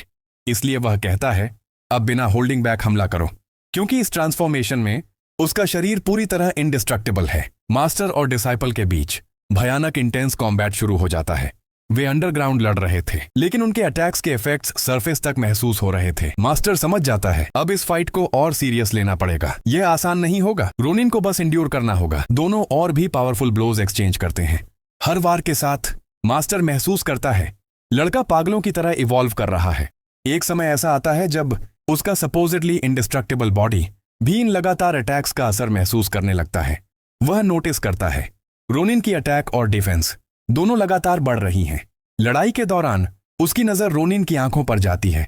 वे रोशनी से इल्यूमिनेटेड थीं और फिर एक और जबरदस्त ब्लो एक्सचेंज होता है। इस बार डिसाइपल का अटैक इतना डिस्ट्रक्टिव होता है कि पूरा ट्रेनिंग ग्राउंड ही डिस्ट्रॉय हो जाता है। धूल बैठते ही ओल्ड मास्टर की ट्रांसफॉर्मेशन टूट जाती है। अब उसे सच्चाई समझ आ जाती है। इस पूरी फाइट के दौरान लड़का अपनी डिमोनिक पावर छुपाए हुए था। जैसे ही उसने उसका सिर्फ एक छोटा सा हिस्सा इस्तेमाल किया, यह सब हो गया। मास्टर मान लेता है। अब रोनिन अपनी पावर को कंट्रोल करने के लिए रेडी है। अगला दिन हमारी सबसे ब्यूटीफुल गर्ल शांति से सो रही थी। जब वह उठती है तो देखती है पूरा घर साफ है, सब कुछ ऑर्गेनाइज्ड है और ब्रेकफास्ट तैयार है। वह हैरान रह जाती है, यह कैसे पॉसिबल है। रोनिन आज जल्दी घर लौट आया था और इस बार वह उससे पहले उठ गया था। उसने सारा हाउसवर्क कर दिया। अब वह आराम से बैठ सकती है और उसके फ्यूचर में 6 बच्चों का फादर खुद उसे खाना सर्व कर रहा है। सुबह बात करते हुए रोनिन बताता है कि पहले वह हर मॉर्निंग बहुत टायर्ड महसूस करता था, लेकिन अब उसे पहले से बेहतर लग रहा है। लूना मुस्कुराकर कहती है कि शायद उसकी रात की वॉक्स का असर है। फिर वह उसे हल्के लेकिन सीरियस अंदाज में वार्न करती है कि वह जो चाहे कर सकता है, लेकिन उसे उन लोगों की फीलिंग्स का भी ख्याल रखना चाहिए जो उसके लिए वरीड रहते हैं। ये सुनकर रोनिन पूछ बैठता है कि क्या वह उसके लिए वरीड थी। अब अपने ही शब्दों का मतलब समझकर लूना थोड़ी एम्बैरेस्ड हो जाती है और जल्दी जल्दी कुछ बेतुकी बातें बोलने लगती है। फिर खुद को संभालते हुए वह कहती है कि उसे बस डर था कि अगर उसके साथ कुछ हो गया तो उस पर भी असर पड़ेगा, बस यही वजह थी। रोनिन माफी मांगते हुए कहता है कि उसकी दादी के गुजर जाने के बाद उसे कभी उम्मीद नहीं थी कि कोई और भी उसकी इतनी परवाह करेगा। उसके कहने का स्वीट तरीका और उसकी सिडक्टिव गेज लूना के दिल में अजीब सी फीलिंग्स जगा देती है, लेकिन वह तुरंत अपने मन में उगे इमेजिनरी रोजेस को कुचल देती है, खुद को याद दिलाते हुए कि वह एक वॉरियर है, कोई ऑर्डिनरी लड़की नहीं। अब जब रोनिन बेहतर महसूस कर रहा होता है, लूना उसे अपने साथ M1 चलने को कहती है। रास्ते में चलते हुए रोनिन शीशे में खुद को देखता है और सोचने लगता है कि क्या उस दिन लूना ने उसका मार्क देख लिया था। स्कूल वाले दिन वह जरूर ट्रांसफॉर्म हुआ था और उसका डेमोनिक मार्क दिखा होगा L। यह शक उसे अंदर ही अंदर परेशान करने लगता है। इसी चिंता में वह लूना से पूछता है कि क्या M1 के लोग मॉन्स्टर्स और सुपर ह्यूमंस में फर्क कर सकते हैं। लूना जवाब देती है कि कुछ मॉन्स्टर्स इंसानों जैसे दिखते हैं, लेकिन जब वे अपनी एबिलिटीज यूज करते हैं तो उनका अपीयरेंस बदल जाता है और तब उनके मार्क्स को पहचानना किसी के लिए भी मुश्किल नहीं होता। लड़की के जवाब ने रोनिन को सोचने पर मजबूर कर दिया कि शायद उसने उसका मार्क देखा ही नहीं था। ऊपर से M1 इतना ही जानता था कि मॉन्स्टर्स रोनिन का शिकार कर रहे हैं और वह एक सुपर ह्यूमन है। फिर भी एक बात उसके मन से निकल ही नहीं रही थी। उसके मास्टर ने कहा था कि अब जब साना मर चुकी है तो मॉन्स्टर्स उसके पीछे जरूर आएंगे। यही सोचते हुए वह बहुत पेंसिव हो जाता है। लूना उससे पूछती है कि वह क्या सोच रहा है, लेकिन रोनिन अपनी फ्यूचर वाइफ की बात भी ठीक से नहीं सुन पाता। उसका दिमाग बस इसी सवाल में उलझा रहता है कि आखिर डीमंस उससे चाहते क्या हैं। कुछ देर बाद वह जवाब देता है कि M1 जाने से पहले उन्हें कहीं और जाना चाहिए। उसी समय नॉर्मल लोग स्कूल जा रहे होते हैं। जो लड़का पहले बुली हुआ करता था, अब वह बाकी स्टूडेंट्स से फ्रेंडली बनने की कोशिश करता है। वह एग्रेसिव नहीं होना चाहता, इसलिए कमजोर बच्चों से पोलाइटली पैसे मांगता है ताकि स्नैक्स और सिगरेट्स खरीद सके। लेकिन पहले के उलट अब बच्चे उसे पूरी तरह इग्नोर कर देते हैं। तभी उसके पुराने बुली दोस्त आ जाते हैं और उसे उनके सामने अपनी रेप्यूटेशन बचानी पड़ती है। तभी चश्मा लगाए लड़के बोल पड़ता है कि उसे अब पहले जैसा बनने की कोशिश बंद कर देनी चाहिए। सबने उस दिन देखा था कि कैसे वह रोनिन के सामने रोया था और कायरों की तरह भीख मांग रहा था। लड़का कहता है कि अगर वह उसकी जगह होता तो शर्म के मारे स्कूल आना ही छोड़ देता। उसकी कही हर बात बुली के ईगो पर सीधे घूंसे की तरह लगती है। तभी गंजा लड़का आगे बढ़कर कहता है कि वह अब भी यहाँ सबसे स्ट्रांग है, लेकिन अब भी कोई उससे डरता नहीं था, सिर्फ कंटेम्प्ट था। इस नजर से देखे जाना बुली की साइकी को पूरी तरह तोड़ देता है। बाहर से स्ट्रांग दिखने वाला यह लड़का अंदर से बेहद वीक था। उसकी ब्रवाडो बस उसकी कावर्डिस छुपाने का तरीका थी और अब यह सच्चाई सबके सामने आ चुकी थी। इसी दौरान रोनिन बस में लूना के साथ बैठा था और स्कूल जाते हुए स्टूडेंट्स को हंसते खेलते देख रहा था। यह दृश्य उसे खुशी देता है, लेकिन साथ ही थोड़ी जेलसी भी, क्योंकि अब वह खुद स्कूल वापस नहीं जा सकता। उसकी नॉर्मल लाइफ खत्म हो चुकी थी। कुछ समय बाद वे आखिरकार अपने डेस्टिनेशन पर पहुंचते हैं। लूना पूछती है कि मॉन्स्टर्स उसे ढूंढ रहे हैं, ऐसे में यहां अकेले आना क्या ज्यादा डेंजरस नहीं है। रास्ते में वे लूना के पुराने वर्क प्लेस के पास से गुजरते हैं। रोनिन पूछता है कि उसने वह जगह क्यों छोड़ी। लूना कहती है कि वह जॉब बहुत खराब थी, इसलिए उसने छोड़ दी। लेकिन रोनिन जानता था कि M1 अपने मेंबर्स को फाइनेंशियल सपोर्ट देता है, इसलिए वह सोचता है कि लूना ने यह जॉब बस उसके घर के पास रहकर उस पर नजर रखने के लिए की थी। जिस जगह रोनिन सबसे पहले जाना चाहता था वह उसका अपना घर था। दरवाजे के सामने पहुंचते ही वह वहीं फ्रोजन हो जाता है। लूना यह देखती है और पूछती है कि क्या वह ठीक है। रोनिन अपने पास्ट को छुपाने की कोशिश करता है और बस इतना कहता है कि उसे पुरानी बातें याद आ गईं। वह कहता है कि उसे अंदर से कुछ ढूंढना है। उस दरवाजे के पीछे उसकी पुरानी बिलोंगिंग्स थीं, जो वह छोड़ आया था। असल में रोनिन खुद भी नहीं जानता था कि वह क्या ढूंढ रहा है। बस उसे याद आता है कि वे किसी सीरीज ऑफ कीज की तलाश में थे और शायद उनमें से कोई की यहां हो सकती है। बिना यह बताए कि वह क्या ढूंढ रहा है, वह घर में खोज करता रहता है। तभी लूना की नजर एक तस्वीर पर पड़ती है, रोनिन और उसकी ग्रैंडमदर सैंटा की। किसी वजह से यह तस्वीर उसे फेमिलियर लगती है। कुछ देर बाद रोनिन खोज छोड़ देता है। उसे कुछ नहीं मिलता। लूना पूछती है कि वह क्या ढूंढ रहा था, लेकिन रोनिन कुछ भी रिवील नहीं करता। वह बस इतना कहता है कि अब उन्हें वापस चलना चाहिए। इसी बीच M1 में वह लड़का जो अब तक अनकॉन्शियस था, आखिरकार होश में आ जाता है। आंखें खुलते ही उसकी सांसें ठीक से नहीं चल पाती, लेकिन जैसे ही वह अपना मास्क हटाता है, वह धीरे धीरे काल्म हो जाता है। उसके मुंह से निकलने वाले पहले शब्द होते हैं, रोनिन कहाँ है, उसका बेस्ट फ्रेंड। हालत स्थिर होने के बाद डॉक्टर्स उसका ब्लड सैंपल लेते हैं। इस रेयर केस से मिले सैंपल को देखकर जिम्मेदार डॉक्टर हैरान रह जाती है। जो महिला पहले इनोसेंट लग रही थी, उसके चेहरे पर अब एक डार्क एक्सप्रेशन आ जाता है। वह ठंडी आवाज में कहती है कि अब जब उसने टेस्ट की इजाजत दे दी है, तो वह उसे वही इंफॉर्मेशन देगी जो वह चाहता था। वह बताती है कि उसका दोस्त रोनिन सेफ है और अच्छी तरह रिकवर कर रहा है। उसका लहजा ऑमिनस था, लेकिन जवाब सीधा और सिंपल। यह सुनकर लड़का पूछता है कि क्या वह अब जा सकता है, क्योंकि वह तुरंत अपने दोस्त से मिलना चाहता है, लेकिन उसे मना कर दिया जाता है। उसे पूरी तरह रिकवर होने तक यहीं रहना होगा। कुछ समय बाद जब वह अकेला होता है, तो वह चुपचाप बाहर निकल जाता है। वह सैंपल लैब तक पहुंचता है और खुद से कहता है कि उसे वही मिल गया है जो वह ढूंढ रहा था। तभी अचानक एक पिंक हेयर्ड लड़की उसे सस्पिशियस नजरों से देखती है और पूछती है कि वह यहाँ क्या कर रहा है। अगले ही पल वह उसके चेहरे को ध्यान से देखती है और उसे बहुत हैंडसम पाती है। जैसे ही लड़की का व्यवहार अचानक फ्रेंडली हो जाता है, वह हल्की मुस्कान के साथ अपनी असली चीज छुपा लेता है। असल में उसके हाथ में 2 सैंपल्स थे, जो वह चुपके से उठा लाया था। तभी एक नर्स वहां पहुंचती है और दोनों को डांटती है कि वे यहाँ क्या कर रहे हैं। उन्हें ट्रेनिंग में होना चाहिए। उन्हें बाहर ले जाने की कोशिश में उसके हाथ से एक सैंपल जमीन पर गिर जाता है। तभी लड़का ठंडी आवाज में सवाल करता है, आखिर उसे बायोलॉजिकल रिस्क के तौर पर क्लासिफाई क्यों किया गया था।